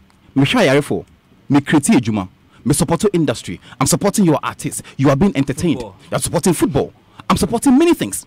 So they build the Millennium Marathon and all those ones. Yeah. So Men's Gold as a business was doing that. Put them one aside. Then number 1 himself also starts his personal agenda of the NAM mission. Solid stuff. He's traveling across the country. He's building schools, supporting. You see, all those. Yeah. There's the module that a top corporate would use is the same module that they used. They knew how to mess with the consumer's mind or to influence the consumer's mind.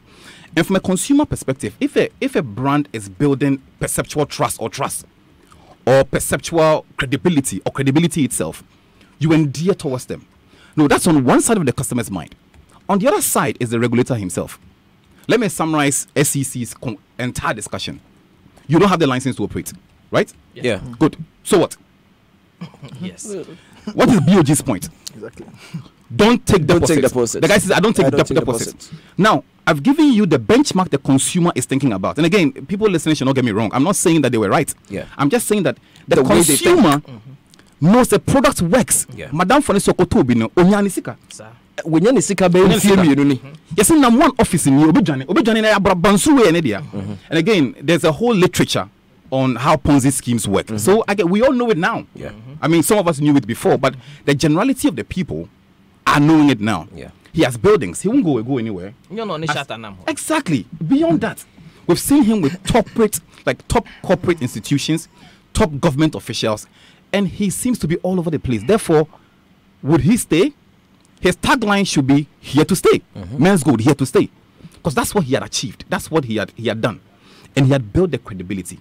So if the regulators create an environment of ambiguity on one side, and the customer has a strong reason to believe in the product of Men's Gold, plus the credibility, perceptual credibility of Men's Gold, what do you think will happen? The regulator will lose. And therefore, if the regulator felt for any reason it had to bring the hammer down on it, that hammer should have come down a long time ago. Exactly. Because, you see, there's opportunity also within the market. Whether we like it or not, and again, we can assume for all we care, there are people will say have money under their bed they want to invest. There are people who've done some deals, one deal here they want to invest. Our own friends who probably might be doing this, all these small gigs here and there who don't want anybody to know their money. They found a reason to put the money there. The opportunity was big for many people. You might call it greed, you might call it opportunistic, you might call it smart thinking, whatever you might call it, or risk. Some took their money there. So all I'm saying is, in the balance of probability between the ambiguity from the regulator side and the strong, compelling argument Men's Gold had on people, to the extent that when the issue started, the customers were defending them. Why do you think they defended them? Because the perceptual credibility they had built was strong. So when should you have stopped them? Not in 2018. You should have been hard on them a long time ago. In that instance, many of these things would have been avoidable. But, we would... Sadiq, hold on. No, I have a specific question for you. Based on the lecture Jesse has just given, would you say the state failed the people? Yes, they did. And for me, that's why I share. So would you say it is important that the state helps refund their monies? Oh no, that's a different question. That's a different question. But if the state, I think that for now, if the state, as you've just said, if the state is culpable in failing the people or whatever, why shouldn't they help people retrieve their funds? Well, that would also be dependent on if anybody would want to take on the state organization who had that duty of care to ensure. I wish we could call it the lawyer again to find out that based on where we've gotten so far, can somebody actually take on the state? But this is the point. In this specific issue, this is why I share in the belief that the government's communication suggesting that the BOJ and the SEC had issued public communications for which reason they are absolving themselves from blame is problematic. It's very interesting because specifically they say they continue to make the argument because they didn't license these people, or because these people said they are not under their they've not been licensed by them, or they don't think the operations fall under their units, so they don't have any power over it. However, there's been interesting suggestions made on the fact that these regulators do not necessarily regulate organizations that are under their under licensure from them, but they regulate activities. And in fact, there's been instances where the BOG, for instance, was it last year or 2 years ago, where they stopped the operations of an organization called Dancom and Dancom Microfinance, which they didn't license initially. And some of the directors of the company are facing prosecution now. Now, if that is anything to go by, and if the Heritage Bank issue again is anything to go by, where they withdrew their license from the bank without any recourse to what the bank said they were, but what they had reasonable information to think they are about, then they should have taken action on them long time ago without necessarily having to wait for them to be under license from them. Because look, you had enough basis from your public communications, pushing out communications to warn people not to actually transact any business with these people or deposit, which means that you had enough information. In one of their public communications, for instance, they even cited where details of their own mystery shopping investigations that indicated that, in fact, this organization was taking deposits and they didn't have any approval from them. So what stopped them from taking action? If in the near past, you've taken action on an organization that you didn't license, right, but you found out or had information to think that they were operating within a space that you regulate without approval from you. You took them on, and their directors are facing prosecution. What's stopping in this particular From case? doing this one. You know, so this is why I think that one. regulator cannot absolve themselves from this particular whole issue. It's a pretty interesting debate. Let's bring in the listeners. 0302216541, 0302216541. Do call us and let us stick to the subject matter, the endorsement by our celebrities. Now, Kwame, some have said that, look, and that was the statement I made at the beginning of the discussion, that if brands sign on celebrities and the celebrities misbehave, the brands come and dissociate themselves, and there are numerous examples. Is it about time that these celebrities that sort of aligned with that brand also spoke up, said something to their fans? Yeah, I think again, and this is another factor of our current situation. A day or two ago, Stonebwoy put out word that he's still on his Facebook page, that he's still standing with Nam1. I stand to be corrected. Again, production. Isn't it Bulldog? No. Bulldog went further. He did it in HD video. As for Stonebwoy, he did it via text on his Facebook wall. And it is that clear that he is standing with Nam1 till the end of time. So he has done his bit. Becca, I applaud her for looking sharpest, deleting those associated photos on her social media handles. It is a statement on its own that she's done that. It is not because she is ungrateful. I know Akusia. It is because she is a sensible woman. She has a duty. She owes her fans a duty to be responsible if she has erred in the first place by associating herself and family with this good people. She needs to do the needful, and that's what she's done. So again, I think that, and personally I believe that people should state their claim in terms of whether they are still standing or they are squatting or they have sat. I think Stonebwoy there, he's standing. Shatawale hasn't bothered at all. I understand that he's a very busy man. I hear he's under the weather. He can't he's not speak. been too well. He can't I speak. don't know, but I hear he's not been too well. Okay. Yeah. So if he makes it, he should come and let us know where he stands. And listen, there are lots of good people out there, like my cousin Alex Eniminta.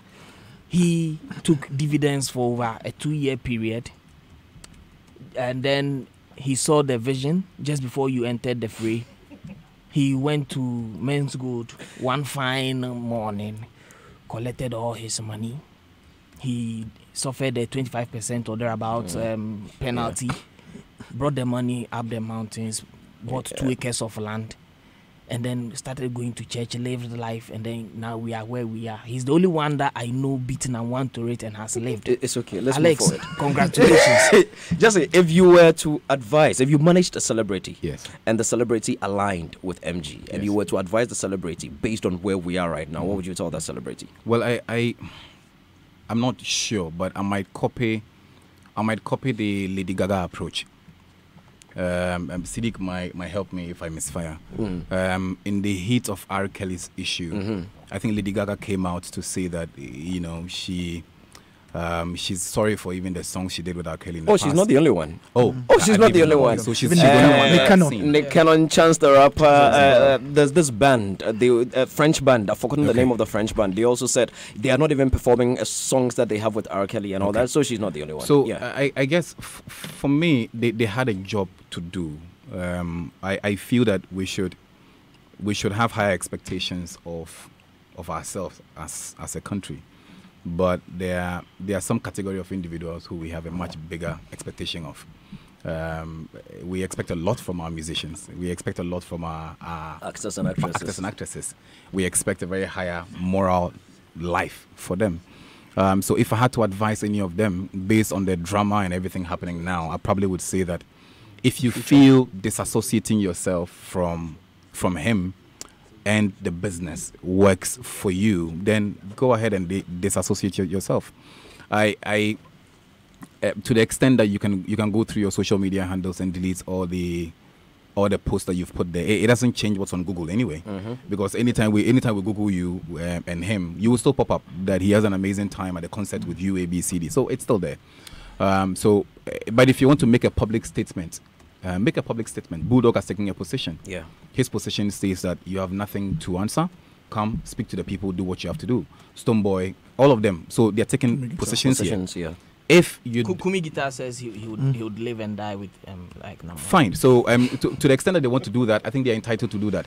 There are those who also want to probably withdraw and say that, look, in the heat of what's happening, I disassociate myself. So wherever the pendulum swings, you will find people. So they should take a decision. For me, I think that the suggestions that has been made by other people regarding the fact that I stand with that suggestions regarding the fact that for some of these people that have gone on to benefit heavily from the whole enterprise, right, and gone on to build, they are the part 2 of their careers, having had the part 1 already. It will be hypocritical today, particularly also because they are still in contract to these organizations. It will be hypocritical today to want to distance themselves from the whole situation, particularly where it's still not been proven that there's a certain legal infraction on the organization. That's harsh. Because hypocritical. Of course, these are talents, serious brands out there.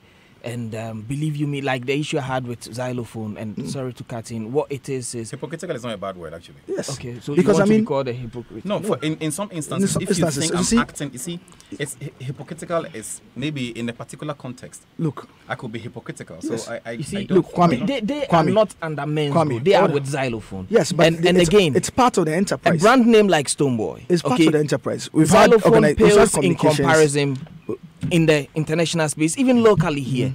When you go out to Savulugu and you ask of Xylophone and you ask of Stonebwoy, they know Stonebwoy, they don't know Xylophone. The specific conversation is not these people distancing themselves from Men's Gold, but Xylophone. Yes. Also because of the connection to the matter. So I'm speaking in respect to Xylophone. Oh, but and for me, I was even looking beyond Xylophone because if we want to speak straight to the matter, then it is those who directly endorsed Men's Gold. Yes, all those on Xylophone somewhat endorsed Men's Gold, but let us speak more to those who were brand ambassadors for Men's Gold, the Ochame Kwames and all those. Then the Becca other example ones, here is in the case because I don't point. think she was an ambassador of Men's Gold. Those that were on the billboards, those that were in the ads, and all those. She was also an ambassador of Men's Gold. Yes, she was one of the, in fact, the earliest to be on billboard to inform and direct. No, but the conversation here is that she's currently distancing herself from. Not necessarily Men's Gold. Speaking about Becca, there's an interesting message here from Carl at the tourism ministry. It says, George, what is the role of ambassadors? Their responsibility to their funds on misleading funds whose monies are gone. Why have they gone quiet? Becca is deleting the photos. Becca deleting the photos doesn't mean she has dissociated. Over time, she has deleted people she followed. Does that mean she is disassociating herself from her fans? Well, which is true. Over the time, she has deleted and changed her approach on social media. So if Nihun Rasta is saying she has dissociated herself, then knowing who he says but this is he only with knows, respect to the pictures. yes, knowing who he says he knows as Akushia, he should advise her to add a text, because when one was praying money, she was there. No. At her wedding, he was there. Bus branding in London, he was there. And all those things. So those are So George, I don't think the conversation is on her deleting her pictures only. There's also a test part of it where when you go to the profiles of all these talents, they identify themselves as artists of this particular organization. The commentary is that she's edited all of that. No. You see, to be fair to Becca, and I did, because of their relationship, she's never really made that mistake. The only thing she did was to join the jet flight to London. She's never put out there on her she's bios that artist. No. She's never done that. No, not on Twitter, not on Instagram. This one from a very reputable lawyer in our country says, I'm not one of those who think victims cannot have recourse to legal action against celebrities whose campaigns must have had an influence on their choices and decisions to invest in Men's Gold, no matter how remote one may think fixing liability is or what a tough call such a suit may be. You know, I have provided some professional legal services for a couple of these guys, including, mentions a name who is one of those in questions on this subject. And I guess I would think there's a possibility I just may be called upon to work if those threatening to sue decide to take it up. So, there's a possibility that there's a very clear possibility that somebody could take on these. I think it'll be interesting. Very interesting. Men's Gold is not the only business which is going down. And that we've seen lots of other banks, the banking industry. We've seen many banks going down. And there are some banks that I put money there. Yeah. And those banks have gone down. And the money I saw their ads online, and I believed in the people who said I should. It's a great place to be, and therefore I should. You should be prepared to sue them. Yes. So let's open the Pandora box, because we don't know how deep the rabbit hole goes. True. So right now, if they call you to come and feature and you say, "I beg you, will your company survive your Yes, that's a fair question. That's the whole idea. Yes. But again, foreseeability, reasonableness. Reasonableness. Again, we talk about promises and not delivering on the promise. And again, like I said, politicians make lots of promises. We'll deliver one thing or the other. The promise is a product. It's a product. It's a product, right? Exactly, it is. So because of that, I believed in the politician and I voted for the party called Joy Party. Exactly. Joy Party comes to power, and they say that because of this they can't do this. So now I can sue the person who did the advert. You see, you have a remedy already. I get what you're saying. Your remedy. Let's vote. Your remedy is linked to vote. Right now, for me, let's be careful. When somebody calls me, George, I would want you to do a voiceover for my product. Here are the questions that I asked. Will you survive? First, I asked. No. Now I have a new question. Have you been neglected? The first question I ask is, what product is it? Because yeah, that's one. The second is that which industry do you belong to? No, not even industry. The second I ask is, what's the duration of the ad? Yes. Then I'll take a look at your script to understand what's expected of me. You take what then I would ask how long it would run for. Yes, 1 year. Then I would ask for territory. Where is Accra, it running? Ghana. And now there's a new one. I would answer the questions. Are you running on social media? Yes, well? I am. Yes. Good. So now the next question I'll ask is, please. Are you regulated? Who is your regulator? Do you have any certificate? Can I get certification from your regulator? So that I can push this communication. And then you yourself, where do you see your company in the next 5 years? Is there a possibility you might collapse? Yeah. No, but it's necessary, and I think that if such a legal case will happen, it would be fun. It perhaps would really define. Let's take a few messages. There's GQ have been influenced by celebrities to purchase stuff, but not when it comes to finances. I saw the advert for Balai Juice from La Paz. We're talking about a regulator, but have we forgotten that your father will pay your fees, but you have the power to decide which course to be chosen? Not in my house. Otherwise, I would have gone to NAFTI. You decide what? It's what Atakwe decides. That's what you're going to learn. I'm enjoying the discussion. I think Men's Gold were operating based on terms and conditions, but people didn't ask questions, which they were only thinking of their benefits. Hence this disaster. Even to win free airtime from a mobile phone operator, there is TNC. Joseph Ajman, Community 9 in Tema. George, I have a question. Please, when did Men's Gold start its operations? When Baumia was saying JM was incompetent, people didn't believe him. The NDC supervised the licensing of Men's Gold, and now they are here shifting blame. God bless Ghana. Here we go. The politics. Eric Asumeni, Columbus, Ohio. Is it Ohio or Ohio? I beg you, I can't comment. You can't. Okay, Ohio. Greetings to Kwame. He was my mate at St. John's Preparatory. Your mates are sitting in Ohio. You are sitting in Ibri planting trees. See, the ambassadors can't be excused. There is a credibility issue there. If they joined without knowing which is wrong in the sense of due diligence, how about they jumping out when all the issues started, just like you did, George? Please, I didn't. Okay, let's go on. You can't promote a particular product without checking if the product is licensed. It's very easy to check. The first warning came around 2017, actually around 2014. They can't just I hear be excused. It's Ohio. So I was right. Yes, I got a message from a friend. Ohio. Okay. Thank you. Yes. It can't be excused, just like Jesse is arguing. Aben in Malam.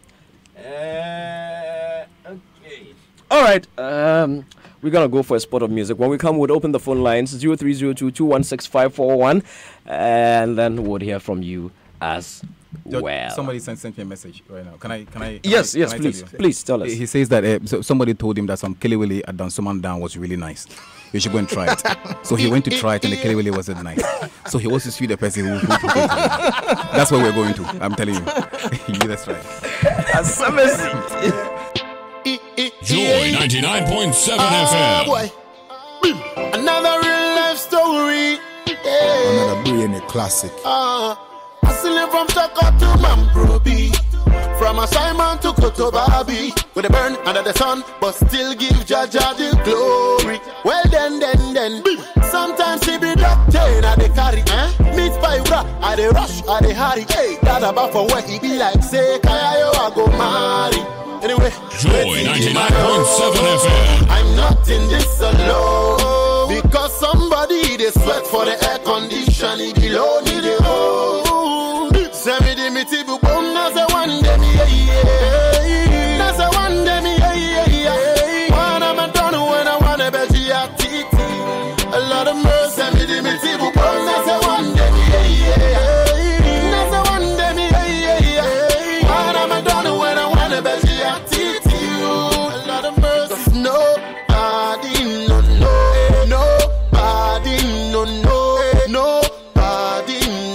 Joy 99.7 FM. Nobody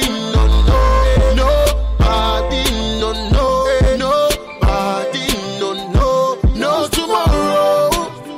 Osilla never envy another man. Osilla never envy another soul. 'Cause you never know whatever the plan, but who know I go reap whatever you sow. And then be happy for the people who succeed, because everything. Many of us stand the chance of becoming victims of globalization, not the shakers and the movers. That a great man was asked, how do you bring up children? And he said, the first is by example, the second by example, and the third by example.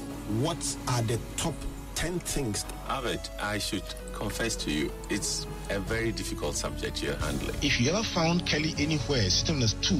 The three legs of those two are faith, truthfulness, and enjoyment. Please don't pull any of these legs out. If you do, you will fall.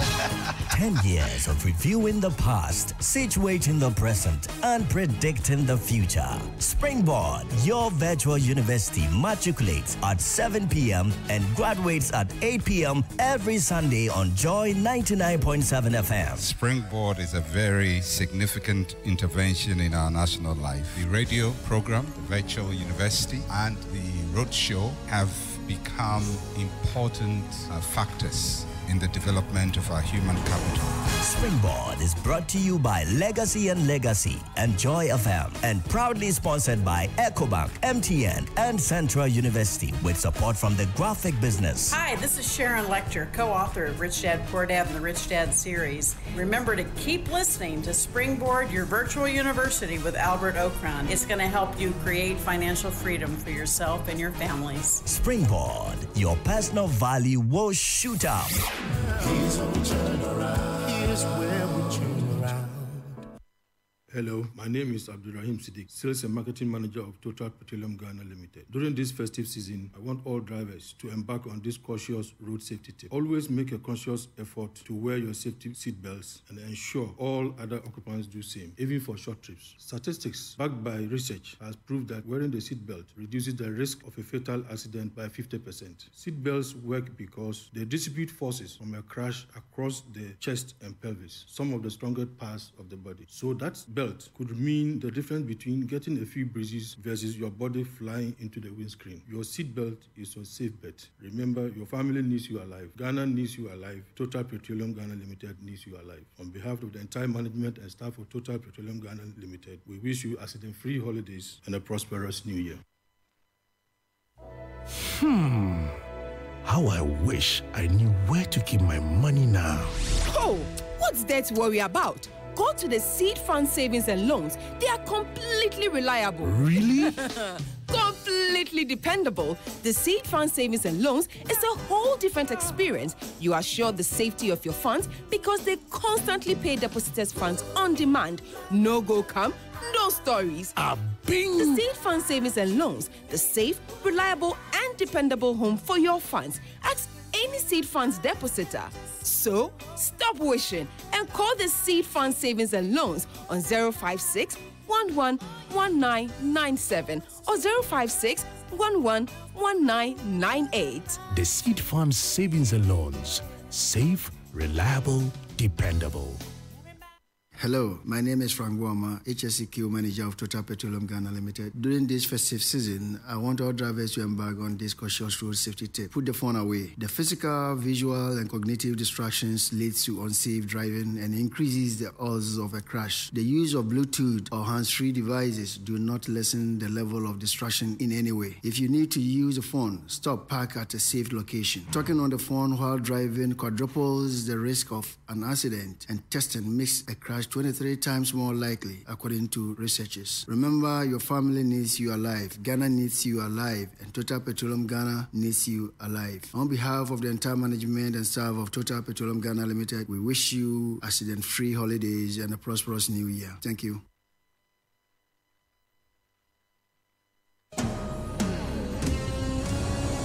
Many of us stand the chance of becoming victims of globalization, not the shakers and the movers. That a great man was asked, how do you bring up children? And he said, the first is by example, the second by example, and the third by example. What are the top 10 things? Albert, I should confess to you, it's a very difficult subject you're handling. If you ever found Kelly anywhere, system has two. The three legs of those two are faith, truthfulness, and enjoyment. Please don't pull any of these legs out. If you do, you will fall. 10 years of reviewing the past, situating the present, and predicting the future. Springboard, your virtual university, matriculates at 7 p.m. and graduates at 8 p.m. every Sunday on Joy 99.7 FM. Springboard is a very significant intervention in our national life. The radio program, the virtual university, and the roadshow have become important factors in the development of our human capital. Springboard is brought to you by Legacy and Legacy and Joy FM, and proudly sponsored by EcoBank, MTN, and Central University, with support from the graphic business. Hi, this is Sharon Lecter, co-author of Rich Dad Poor Dad and the Rich Dad series. Remember to keep listening to Springboard, your virtual university with Albert Okran. It's going to help you create financial freedom for yourself and your families. Springboard, your personal value will shoot up. Here's how we turn around. Here's where we turn around. Hi, my name is Gabriel Opokwasai, Corporate Relations Director of Guinness Ghana Breweries. I'm excited to be part of Guinness Ghana Breweries and multimedia Trakwani Mom Don't Drink and Drive program. What I want to urge all Ghanaians during this festive season is don't drink and drive. Don't use your phone whilst you're driving. Let's get into the new year safe and well. Merry Christmas. Joy 99.7 FM. We had to do that, right? Saga. Iba, King Kiba. Boys a Kasaba de Degua. Flavor. Yeah. Let's go. Iba, King Kiba. Boys a Kasaba de Degua. Ope flavor. Yeah. Feeling the AD. All the mother girls feeling me. Young Daddy Lumba with the steez. But EDU way I pick. Yeah. Say I can't hunt it. Or then it's our many. The name who I want to. Say I can promise. All for you. Yeah, you know 1-1, but see I 4 for 2. Magic stick touching, feel the cruise. What we they do? Me hun sempi, see where in any. Taste and see, I know quite the penny. Me ex and me next new bianchin and into me sending the pictures, Eddie in a hit. Iba, King Kiba. Boys a Kasaba de Degua. Flavor. Yeah. Joy 99.7 FM. Boys a Kasaba de Degua. Ope flavor. Yeah. Free, she holla side pole. Julie take things, nanny take care bow. Nini no, the girl suma myo, yeah. Seka Julie nini long bow. But me so me more na waka send him yo, yeah. Seka Julie say she want more. Seka Julie, oh shit. First things first, all play and no work, they make man stress. But all work and no play, they make man vex. Sprite season come, obey your test. See how we they put in work. If placebo knock, she go do you jet. She never go do you that. Over you go over you, me I no get. Eba, King Kiba, boy se kasaba de kwa, be flavor, yeah. Eba, King Kiba, boy se kasaba de kwa, ope flavor, yeah. Shane to Kasibi, what the veggie jeme ade masha was a coco bikini. Fuck, what's a mentor mebo, Miss Metone so, Calabo Popo, I the bed, talk. I didn't whatever, baby, what pedo, Fena who's I'm in love or not. Yes and no, I'm beyond enough. You see my baby on your body, I dig ya. You know the such bunch, girl, I get flavor. And you the told me pressure, girl, I go take 'em. Joy 99.7 FM. You for come true. Big body, girl, make I hold you. If you do that thing you do, we don't want to. We go 1, 2, maybe 4, 2. I want you with one. Talk them, man, no big man. Spectacular fire, you know me a twinkle. Oh, you simple, girl, me love your dimple. This is the king, now me money sprinkle. Girl, you are the best thing. Me say you got the best thing. I think you upon me like a biking. Me say big bumper, girl, you me like it. Eba, King Kiba, boy se kasaba de kwa, be flavor, yeah. Eba, King Kiba, boy se kasaba de kwa, ope flavor, yeah. Humatic, we had to do that, right? Saga. Eba, King Kiba, boy se kasaba de kwa, be. R2B's on that one, Boys Casa. Yeah, they got Kim Promise and a number of other acts on that one. Great track there from R2B's Moogie's Payday. Hope you guys are having a great weekend. You're still locked on Joy 99.7. It's 2 after 5 p.m. This is Showbiz A to Z. My name is George Quayson, and for now, Shokoy. And in the studios, I've got Sadiq Abdullahi, Jesse Amu Ejepong, and of course, Kwame Rasta. Kwame Ajimambeko. No, sorry, Richard Kwame Ajimambeko. So far, we've been looking at the issue of the celebrities that endorsed Men's Gold, and we also touched on the music awards that have, opened nominations and all that. 3 music awards happening at the end of March. 30th of March, you said, Sadiq, right? 30th of March, and then, of course, the VGMAs also open nominations. You can enter www.entry.ghanamusicawards.com. But we're going to try to wrap up our conversation on that one so that we can try to see if we can survive R. Kelly. Yeah.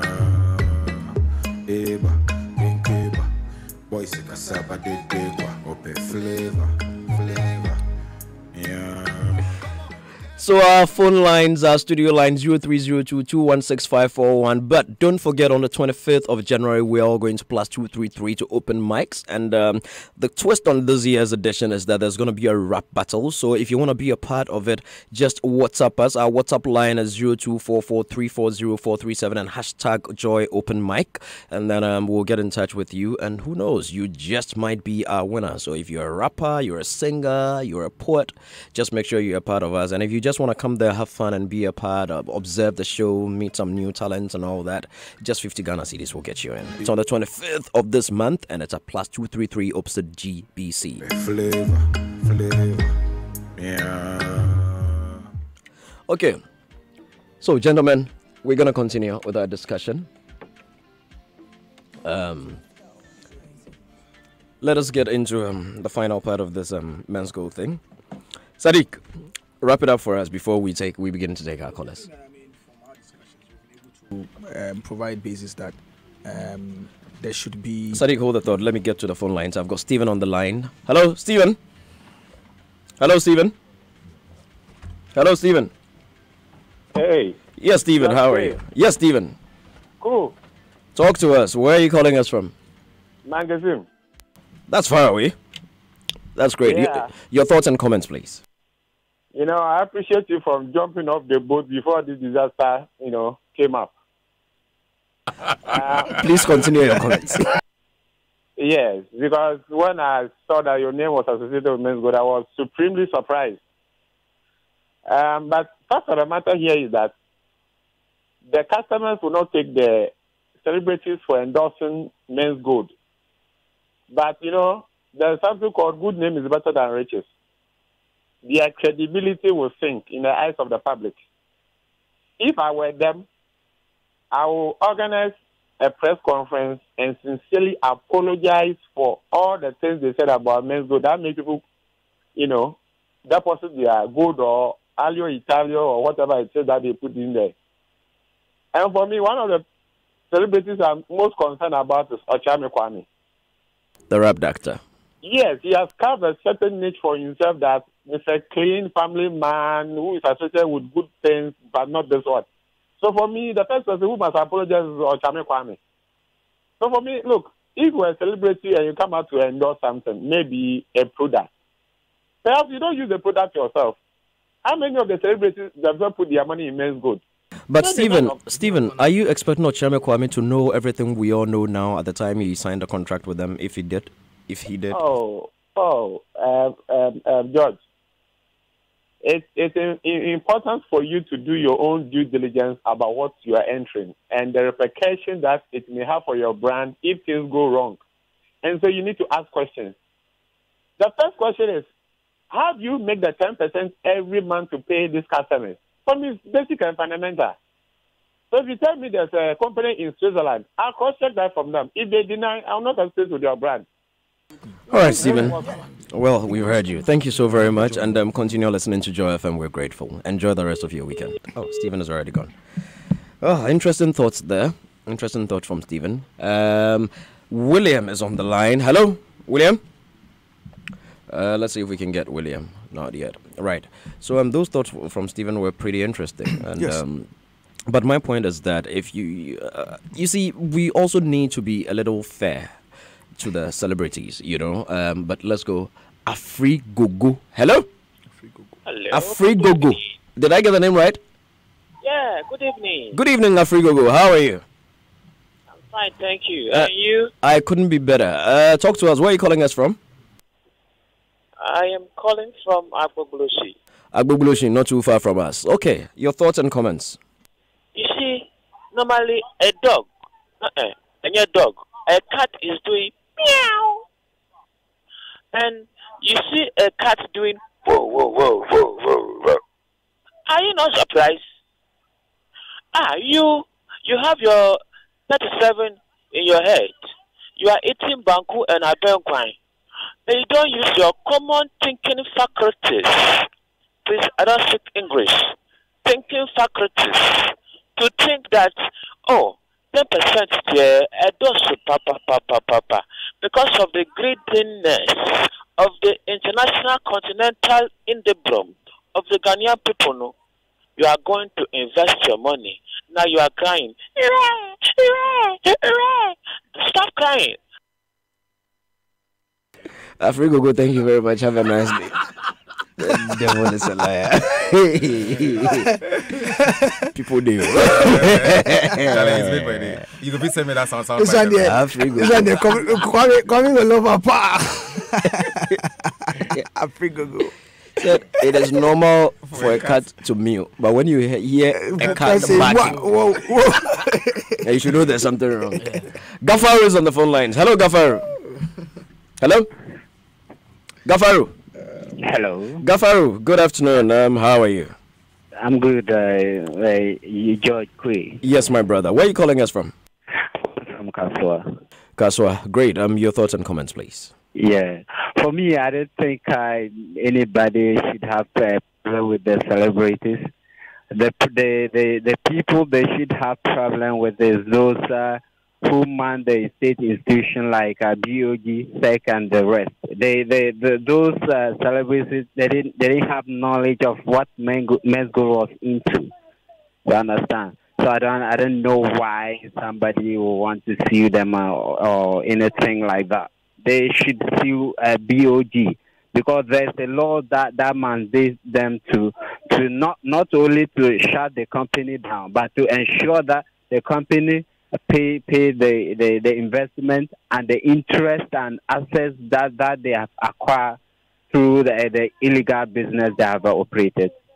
By getting to surviving R. Kelly, I think this might just be another way of bringing a black hero down.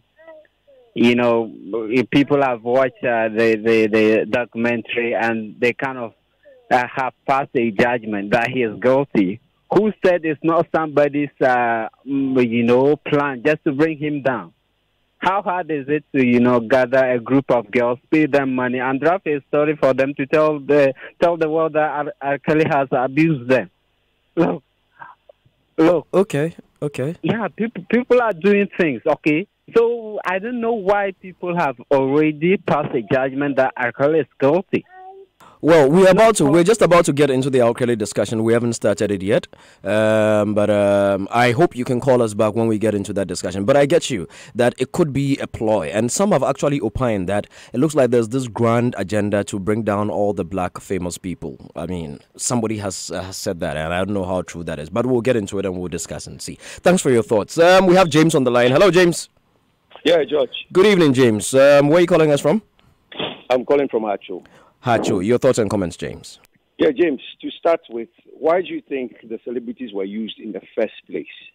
They were used to lure people, to let them believe in the product, because they have some, they've carved a niche for themselves. People believe them, they trust them, they follow them. That's why they were used. So if people took decisions based on what some of these celebrities said or what they saw them on TV show off, then they also have some of the blame to take. You understand? Why did Marlboro ban celebrities, David Beckham and those people, from advertising cigarettes? Because the youth were seeing them and then believing that these guys, if they smoke, I can also smoke. So they cannot absolve themselves from, the shame and all that's happening. They also have to take some of the fall. You understand me?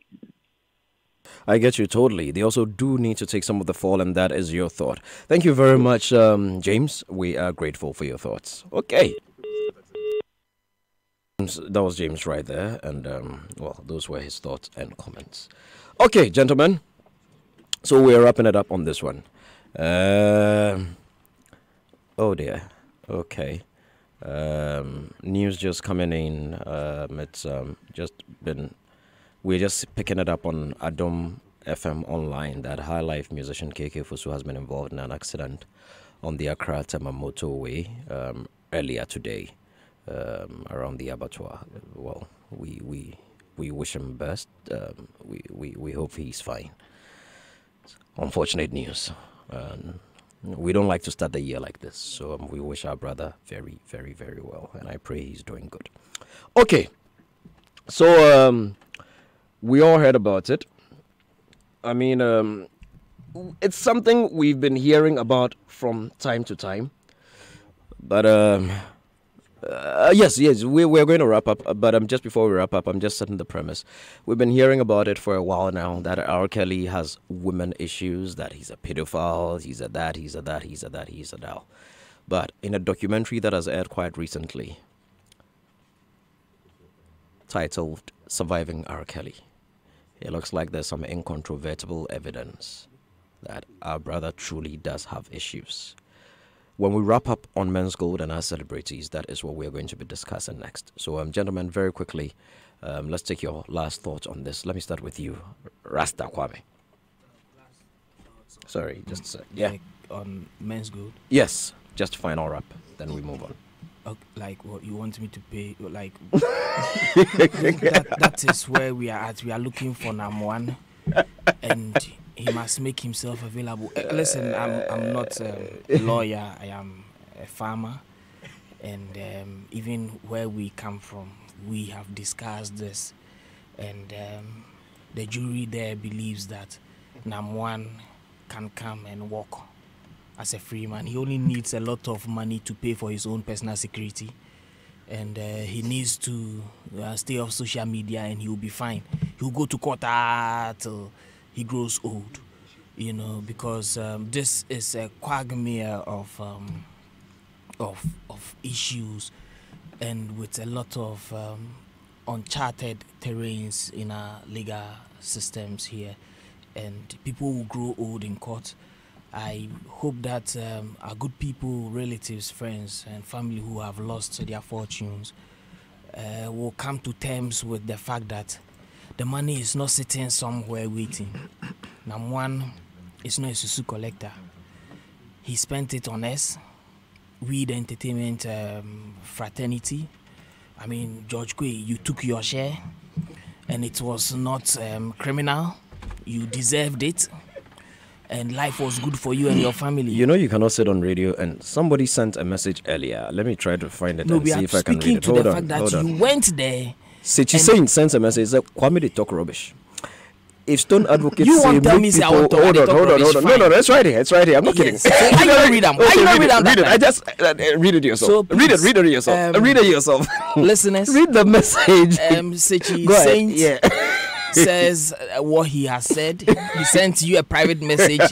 You went there, you worked, and you got paid for it. It is. We are only saying that next time when you are jumping ship from wherever it is and you want to move on in life, just be aware that you could be chopping some other people's life savings. Okay. And when it gets to this point, you only tell them that, listen, you've been there, you saw, you conquered, and the money is finished. Fallacy of hasty conclusion. You've you've spoken like a Rasta man, of course, without a lot of wit, but it's okay. A lot of Rasta men usually do chat a lot of what do you call it, wisdom. But this one, I don't know where he gets his from.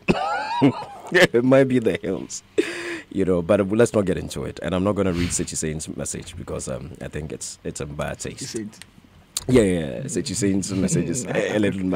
It's too harsh for radio. Favorite nephew. Yeah, I guess favorite nephew. Jesse, your thoughts on this one, then we can wrap it up. Sure. As always, let's try and unpack issues as the issues are unfolding. Yeah. I think for me, there are rights and responsibilities for every actor within the equation. The state agencies had a responsibility. I do not think that the state has empowered the state to act on behalf of the state for the benefit of the state. And therefore, the power of the state is to act and nothing else. And when something happens, and I on Newsfile today, our big brother Ace probably made a good point in terms of responsibility. I believe that next time decisions must be made. Let's move away from ambiguity of it's PMMC's job or it's SEC's job or it's BOG's job or parliamentary committee or ABCD. Decisions must be made. Let's make them. That's one. Number two, the employees also had a responsibility. When you are speaking about corporability, Abaje and George, I'm sorry. When you're speaking about corporability, I think that the first person I want to speak to is the chief finance officer of Men's Gold. Yeah. I think that if anybody would understand the numbers even better, or anybody would understand how the 10% comes about, in like Siddiq was saying off air, in any different jurisdiction, the chief finance officer would be sitting in Parliament House now answering questions as to how the computations worked. You get what I mean? So even the employees of the institution, those who knew more, had a responsibility in this particular equation. Again, the agencies that are attached to Men's Gold, working on behalf of Men's Gold, or the affiliates, also have a responsibility of a sort. The customers themselves probably carry the biggest responsibility. It's their decision. They decided to take their monies there. They are risk takers, I get it. But the customers, again, have a responsibility. Everybody else has a responsibility. But to be clear, I think that the biggest responsibility would go to the customers and the state. I think for me, it ends there. Lesson for all of us right now, the brand ambassadors, like we're saying, we have a higher expectations of you now, even though I strongly believe that if a company wants me to be a brand ambassador, to the extent that I know as a fact that there's something wrong with the product, and I keep that, I do not talk about that. I don't make it public, and I come out to say everything is hunky-dory, is super solid. I hold hands with the customers and I sing Kumbaya. Then there's a problem. In that instance, I cannot excuse myself from the equation. Yeah. But when I know what I know, I sign an NDA which exposes me to a fraction of the business. Then let's be cautious a little bit in the equation. All I'm saying is, if things must be done, it must be done and done properly. For me, I think that we've been able to clearly detail that what Lydia Forson stated is right. There will be enough grounds for anybody who would want to take on either, these celebrities or the regulator on, if they so wish. I also side with Jesse when he says that the regulator in this particular case could have saved everybody all this wahala if they had acted in the ways they are supposed to act.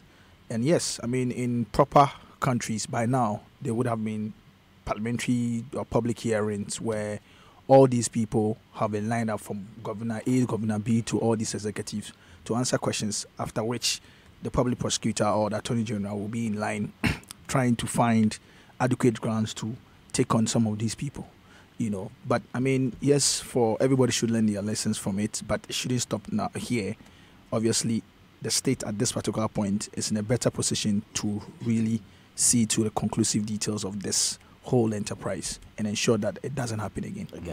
Kwame, before we go, your brother who you said was able to withdraw all his funds and everything before he moved, did he tell you why he decided to end his dealings with this organization? You see, he didn't tell me. Okay. All right. Then let's. If he didn't tell you, then let's move on. He's too wise to have told me. Okay. All right. That's okay. I just asked one question. It's okay. It's okay. It's okay. Let's move on. Just you haven't met this man, Kwame. He's a lot of work. He's a nice guy.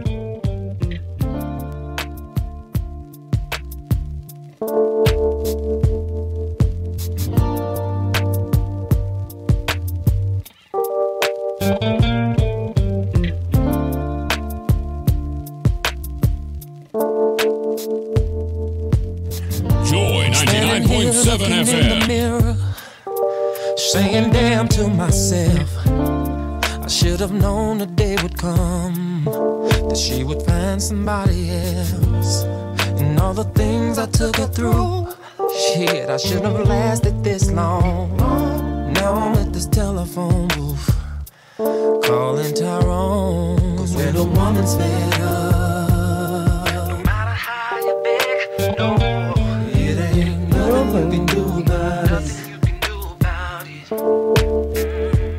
It's like running out of love. Joy 99.7 FM. Then it's too late to talk about it. It's definitely not too late to talk about it. We have about a few more minutes to go. We'll just quickly touch on this great talent who, like Bill Cosby, might end up not the kind of role model we would have wished he were. Sadiq, have you followed the story? Yes, I did. Can you give us a summary? Well, I watched parts of it, but it all stems from R. Kelly's conduct, in the past few years, particularly relating to young girls or underage girls and how he's abused them. But the whole narrative is not only the surface of how he abusing them, but the gory details, the gross details of how he abused them, how he spat on them, he took a piss on them, and filmed some of his, sexual escapades with them and all of that, which is very, very, very gross, And for most of us that never saw him in this light, even though there were reports in those days of some of these things, with him being involved in it, it is a huge shock and a big scandal. So to say, on the Kelly that we've come to know. You know him as a quite older musician, very smart. He's got some of the best, writings in the world. And so everybody's now thinking, how could he? But then again, it does look like this may be just the end for him. In this particular era, in this period, unlike before, it doesn't seem as though he would escape the scrutiny this time. John Legend has described him as a serial abuser. Lady Gaga has apologized for working with him, and Neo says there is no excuse not to mute R. Kelly. And mute R. Kelly is in code. That everybody stops playing his music, patronizing anything that's got to do with him, just make him disappear. Yes. There's been calls that his record label actually even drop him. If Spotify had actually taken the lead by dropping him off the platform. They brought him back. They brought him back. I mean, it was a while back that they dropped him. They Okay. threatened to drop him. Mm. Then some other artists threatened to also pull off. And then I And think then they they brought him. brought I don't know if they him. dropped him again. So perhaps they took a commercial decision on it, but I mean, if the advocacy coming from all these other people, He's still R. there. Kelly's He's still still there. there. Okay, he's still there. If the advocacy is anything to go by, if most of these organizations will take an action on the basis of the current or recent allegations coming up, that means R. Kelly is in trouble. Jesse? Well, I'm a big R. Kelly fan. You're not the only one. I entered university in 1999. Between 1999 and 2003, three artists were on everybody's mind. R. Kelly, Asha Raymond, and 50 Cent. Yeah. So for sometimes Jagged Edge, but you know, he's somebody you've grown to love. Yeah. So let's again, like I always say, separate it. Musician, I think he probably might end up being the musician of the decade, or even in my books. Yeah. I think he's a fantastic person. So put the music aside. His relationship is a different conversation altogether. Again, sexual relationship. As a human being, I was Yeah, as a human being, I say, hey, I beg you, why am I even continuing? So I think there are two key issues here: issues concerning the age, and issues concerning the abuse itself. So if you follow the chronology of events, for instance, there's issues concerning yes, consent. a 20-year-old who said he drugged her and impregnated her and gave her an infection. Yeah. You move forward, marrying Aaliyah at 15 years old. Again, so the legal age for sex or the legal age for marriage violated. is questioned. Again, his wife accusing him of injuries and emotional abuse and all. Again, he was sued by a lady in 2001. She was 17 years old at that time. So put the history aside. I think that for all lovers of R. Kelly, you probably would have hoped that the allegations were not true. And even if they were true, you probably would even hope that it happened to grown-ups or to individuals. Even for that, he must be punished.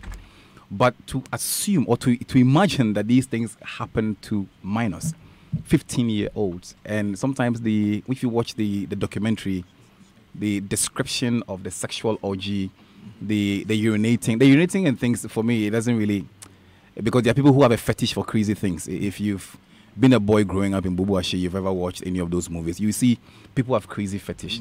Yeah. But the whole notion of abusing an underage girls, sexually in groups, crazy orgies, and for me, most importantly, was a camping bit where you're locked up in the tour bus.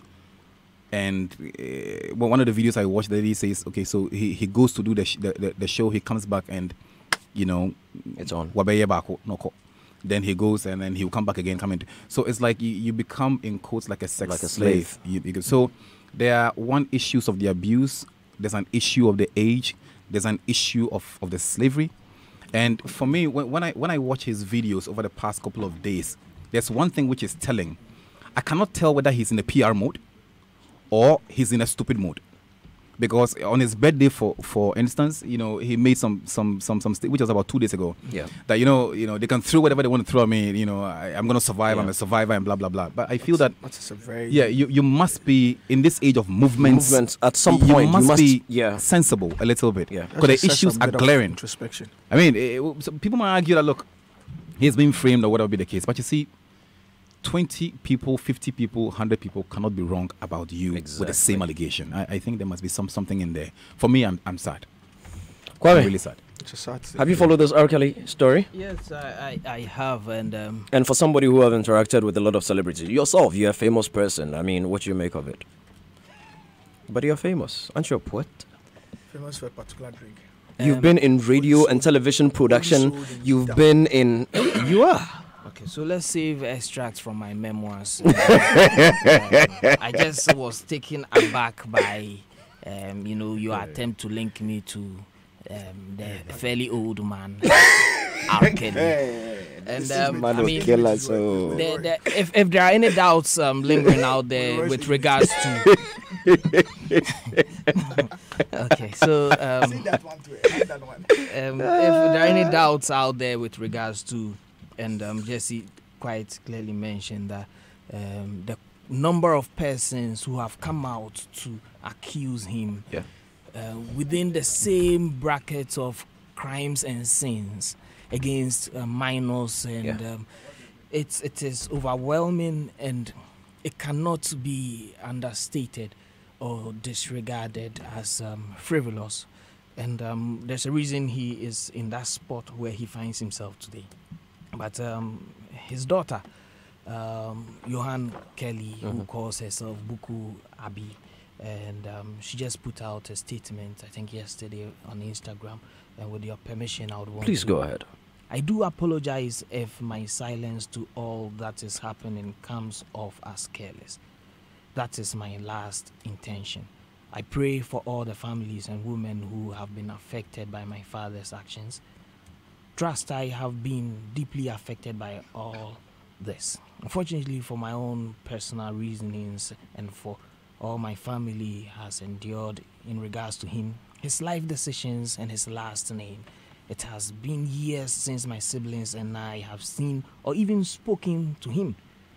In regards to my mother, she, for the same reasons and more, has not seen or have spoken to my father in years.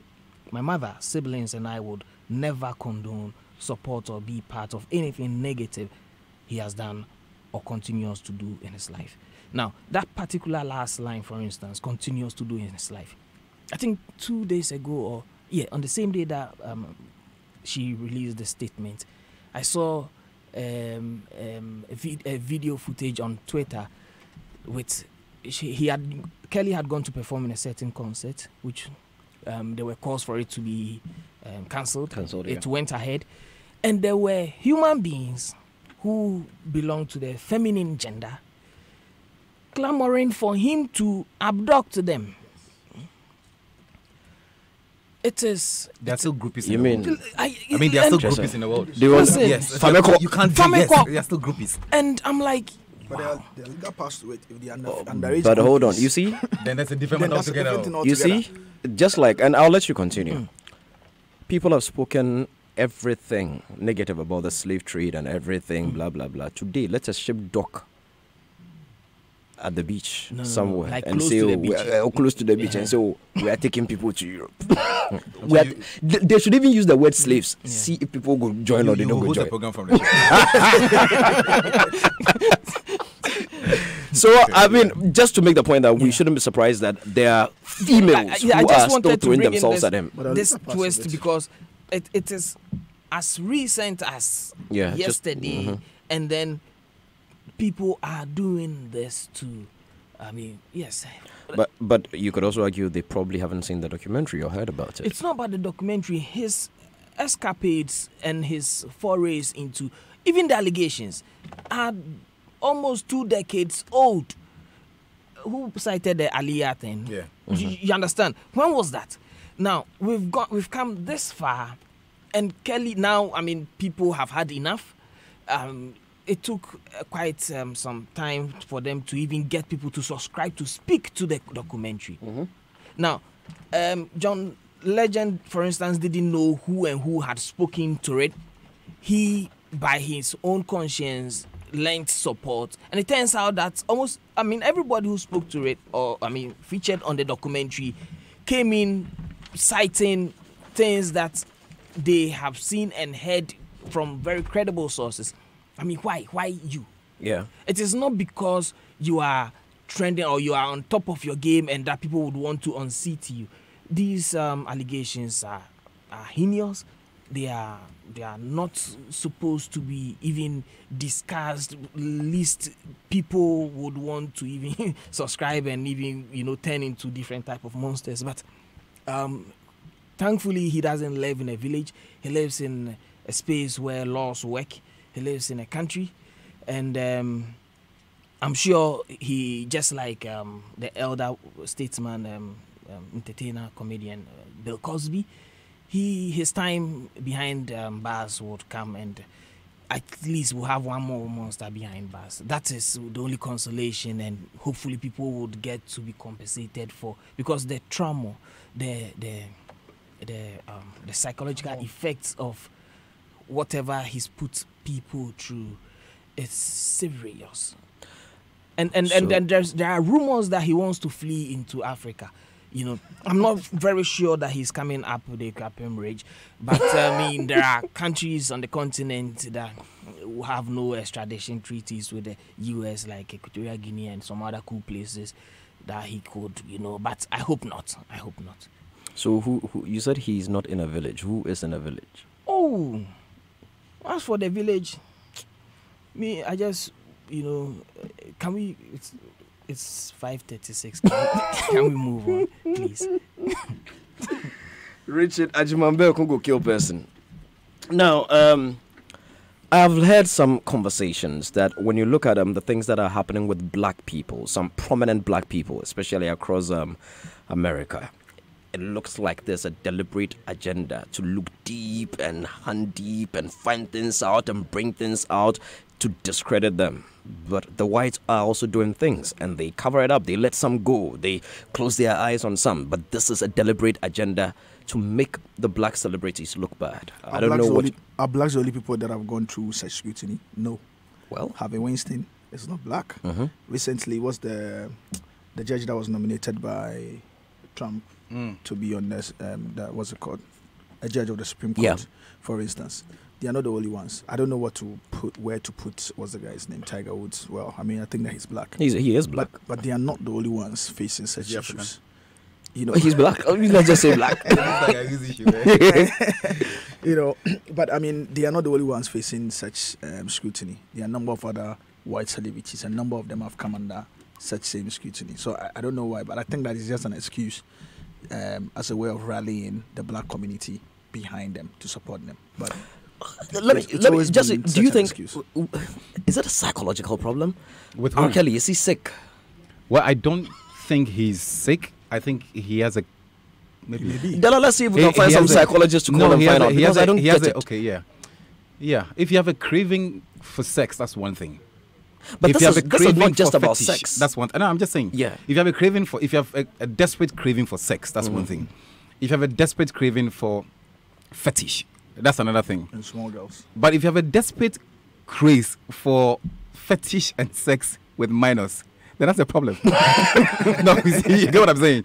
Because some of us in this room, I am sure if we take a look at your sexual proclivities, yes. you're probably more adventurous than him. Exactly. But for me, the big issue now is the abuse associated with it.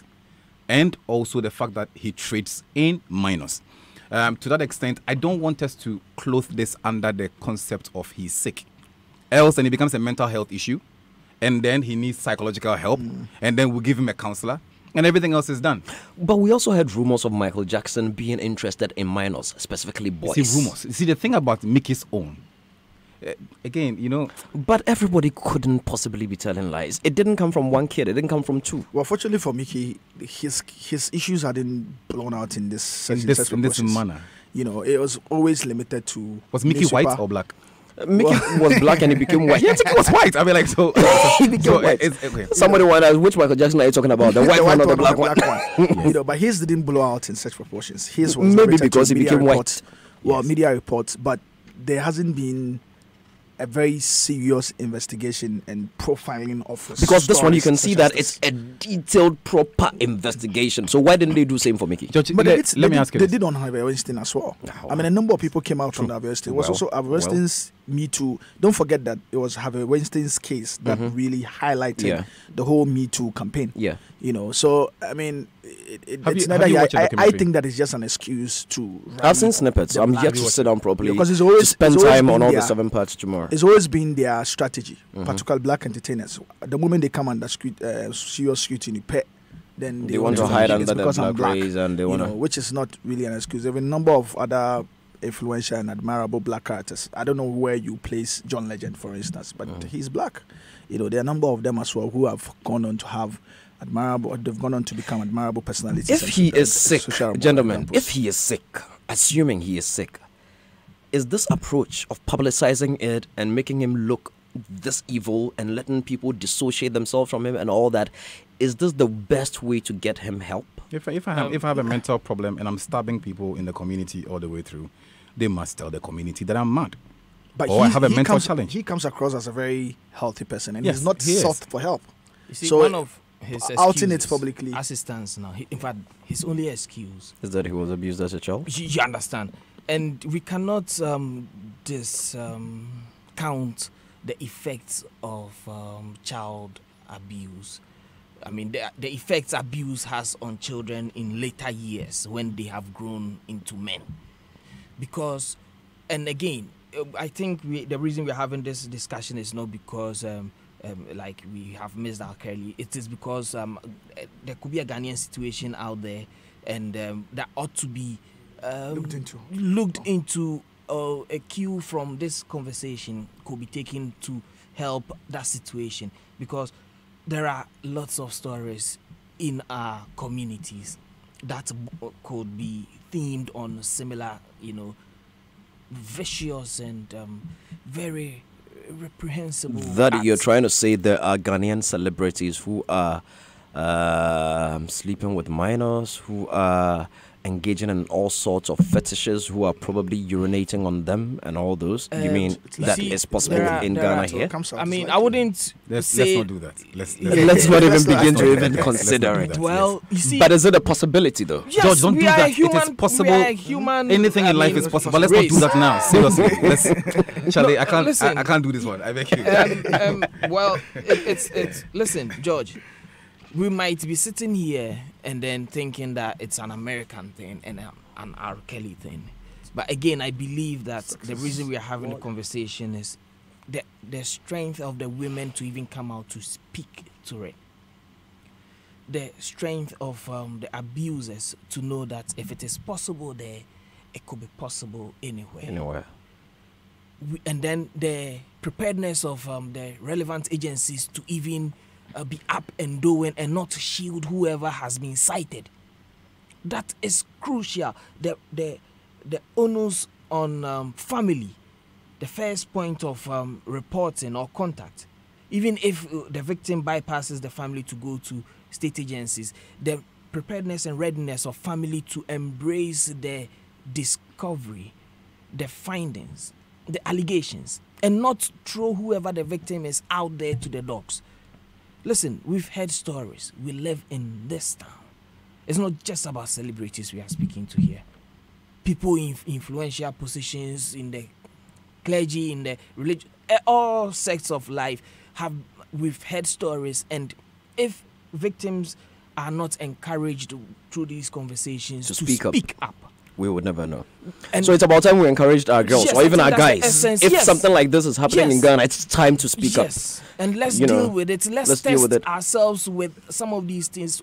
If we are talking development from a village into a nation, we must be up and Up doing. and I think this is Finally, one let of me- the ways to yeah. commend lately some of the let me say the gender advocates. The Pepe Nko. Yes, I mean they have managed to shine a spotlight Pepe the on Ministries. some of these challenges. I mean regarding how victims or people get support in our way to I'll send speak. your voice out. And perhaps we need to.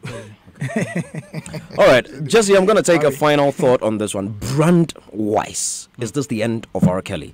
Before you answer that, let me quickly wish a happy birthday to Mrs. Shirley Irama Ferguson Avonyo. That's from your sweet husband, Fred Avonyo. Fred says, Shirley, I love you dearly. Yes, is this the end of R. Kelly? Is this the end of him? In R. Kelly. terms of what? Musically? Musically, everything. Well, I mean, think if brand, this leads, everything. If this leads to prosecution, and he's eventually eventually jailed, let's assume that. Yeah. I mean, I don't think it becomes the end of musician R. Kelly, because we've been told that there are musicians who've been able to release Even songs from wherever. behind bars. But the acceptability of the content becomes a different matter altogether. That's what he needs to battle. It doesn't take away his ability to sing. It doesn't take away. So from a brand re-engineering point of view, if, for instance, he goes in for 10 years, and he needs to go through a brand re-engineering. I mean, we know R. Kelly has played in the gospel space for like a while, and many of them do that. Snoop Dogg did that. He came back doing some gospel, some few things Mace. here. He did a couple of things. Yes. So because I asked that because right now they are not even asking for an arrest. Yes. The hashtag that is being pushed is mute R. Kelly. R. Kelly. Yes. Mute. Yes. Because mute R. Kelly. That's cuts the guy's funding. Yeah. When you mute him, what are you doing? You're cutting his funding. You've cut everything. You're cutting the streaming. You're cutting the content. You're cutting the monies. You're cutting the shows. Yeah. Once you do that, he's got bills to pay. He can't pay the bills.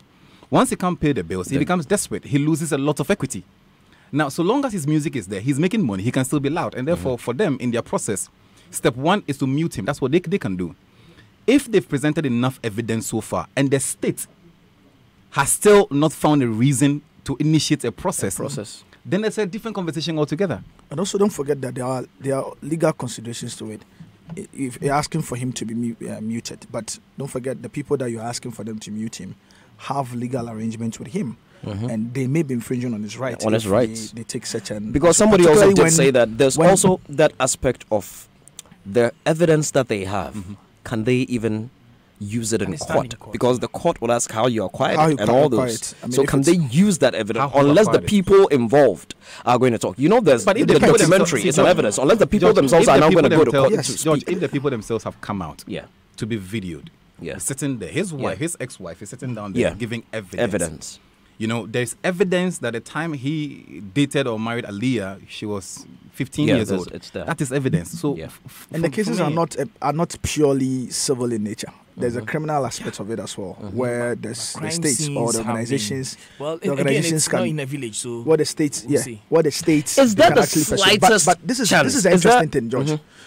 Yesterday, for instance, I was reading things on the fact that, interestingly, in the wake of all these things, his streams had shot up. Oh yeah, last week. The streams of his music had shot up. Yeah. So, I mean, in another point, it's not the fact that it may not really affect him in terms of brand. But you know the thing we say about showbiz, no news is bad news. Yes. Yeah. You know, but I mean, I think that if they are able to, if the state is able to take him on and prove beyond all doubt that, in fact, he's guilty, you understand, that could be basis for him to be muted, because then I'm sure that there may be, in the contracts that he signed, there will be points for misdemeanor, for instance, or doing things to bring the entire enterprise into disrepute, for which reason the other parties could use that as basis to, disengage. That's possibly is what may happen. Finally, before we go, we'll leave R. Kelly there. We'll follow this one and see how it pans out eventually. In the week, I picked up Sadiq and Kwame, and I don't know if any of you heard. I don't know if it is fake news. I don't know where it's coming from about Shatamichi and Shatawale and taking the car away and the baby and all that. I don't know if you heard. Here's your point. Did you hear about that? Jesse disengaged. Jesse disengaged. Did you hear about it? I'm a very serious guy. And at this point, I would want to say a very good evening to now fully of Crave, Mrs. Noye, Crave and Phil. She does some cool jollof. I'd rather go and look for her than to discuss these two grown people who have a child between them and then their excesses, whether imagined or not. I think they deserve each other. And long may it continue that they do their kind of reality. They should put a camera on their activities, fetch them money. They are money conscious. They are very cool, exciting people. The question I asked you haven't answered. Did you hear about what was happening? Well, for the purposes of this program, I had to. Yes, so I have seen, I have read against my will. And yes, so I just don't feel comfortable discussing these two grown people. Let me go, Sadiq. Sadiq, did you hear about it? Yeah, I also read about things. I think that is there any truth in it, or is it the prelude to the releasing of I haven't actually verified or read any verification of it. What it seemed was that it seemed as though somebody was also writing, alleging, and then I've seen screenshots of things that apparently came from Shatamichi as well. But so far, there hasn't been proper text feedback from either Shatta or Michi on the entire issues. So for now, I think that we may just leave it as allegations. or there's any contrary. I have no comment myself. You have no comment on that one. Yeah. Well, let me quickly tell you about the road safety tips. Joy FM in collaboration with Guinness Ghana Breweries Public Limited Company brings you the road safety tips for today. And today's driving tip says, where no sidewalks are provided, it is usually safer to walk facing road traffic. Where no sidewalks are provided. Sidewalk, by that we mean the pavement on the sides of the road, the either sides of the road. Yeah. Oh, Shatawale has put out a statement. Oh, okay. He says people should stop calling me for info. If you don't love a brother, you just have to dump him and leave his things and go. But don't run away with his properties because he has to come and chase you for it to look like there are no prettier girls in the world. You have it all: the cars, the mansion, the money. Your peeps even envy your life, and it hurts some of them seeing you behave like that. Many girls in Ghana will be disappointed in you for having all this luxury life, and all you want to do is live a wayward life of drugs. That's something Shatawale has just put up. No, I'm not bringing you into that one. The road safety tip was brought. That Shatawale one wasn't the road safety tip. The road safety says where no sidewalks are provided, it is usually safer to walk facing road traffic. And that is brought to you by Guinness Ghana Breweries Limited. Life every day, everywhere, and supported by VIP Junk Transport Service, Evan Mike Multipurpose Company Limited. We build for the nation. Greenfield Scientific Herbal Clinic, producers of Ajenkwan Garlic Plus. God is our healer. And here's the last one. Says, listen to your favorite Joy FM programs and show podcast on myjoyonline.com/live radio. Joy 99.7 FM radio for the discerning listener. So we bring our conversations to a close. It's 8 to 6 p.m. At 6, the news is going to be brought to you. Gentlemen, thank you very much. We're going. I don't know if you'd want to put out any final message. Oh, I haven't seen you this year, Jesse. Happy New Year. And Happy New Year to you as well, Kwame Rasta. Yes, happy. Request on Facebook. Oh, you sent me a request? Yes, so I can mention you. No, I won't. When you start speaking wisdom, I'll accept. Okay. Because you speak a lot of... So you are waiting for me? I'm waiting for you to start speaking wisdom. Because you speak too much rubbish. Okay, cool. Keep on waiting. Jesse, yes, if you are doing good. Yeah, I think we're doing very well. This year we'll probably be celebrating our third anniversary. Oh, great! So we started about 3 years ago, and we're doing quite well. We've launched our entrepreneurship program, Get Started. Yes, I noticed. So you can follow us on our social media handles, and it's going very well. And I'm happy about it. I'm hoping that one day you can. No, Image Bureau would actually be partnering you to do something with the National Scrabble Association this year. We would have a discussion. Yeah, I've seen what you're doing with Airbands and also the entrepreneurship thing with First Bank. Yeah. Yes. I think it's very common. Yeah, and let me celebrate you because to walk away from a very lucrative job to chase a passion, it's not. Yeah. I think it's something worth commending. Yeah, it's not easy, because he walked away from what looked comfortable. I mean, head of marketing at Millicom Ghana Limited. It's a good role to walk away from it, start something of your own, and then see it grow to this level. Yes. Congratulations, you've done pretty well. And to all the musicians and record labels out there, www.entry.ghanamusicawards.com. We're just about to get into that season where the debate will start. Sadiq, which award is Pataba winning at 3 Music Awards? So far, I think we would have to wait till 1st February to see who. Whether he got any nomination, but I think one of the nominations that would spike up or bring some issues, or not issues per se, talkability would be when the Shea and Ebony be nominated in one category. It's likely for the female act of the year. Hey, it seems as though there's a possibility from what is happening at the board that when the Shea and Ebony could be nominated in the female acts of the year category. That's interesting. Why Rasta, did you hear that? I heard it. Wendy Shea and Ebony. Yes. Who would win it for you? Charlie, listen, Wendy is alive. My name is George Quay, sat in for Nashoko. Thank you so very much for doing the listening. This is Joy 99.7 FM. DJ Obeti is going to drop some tunes, and then at the top of the hour, the news will come your way. Thank you so very much. God willing, we'll be here again next week. Enjoy your weekend. I'm out.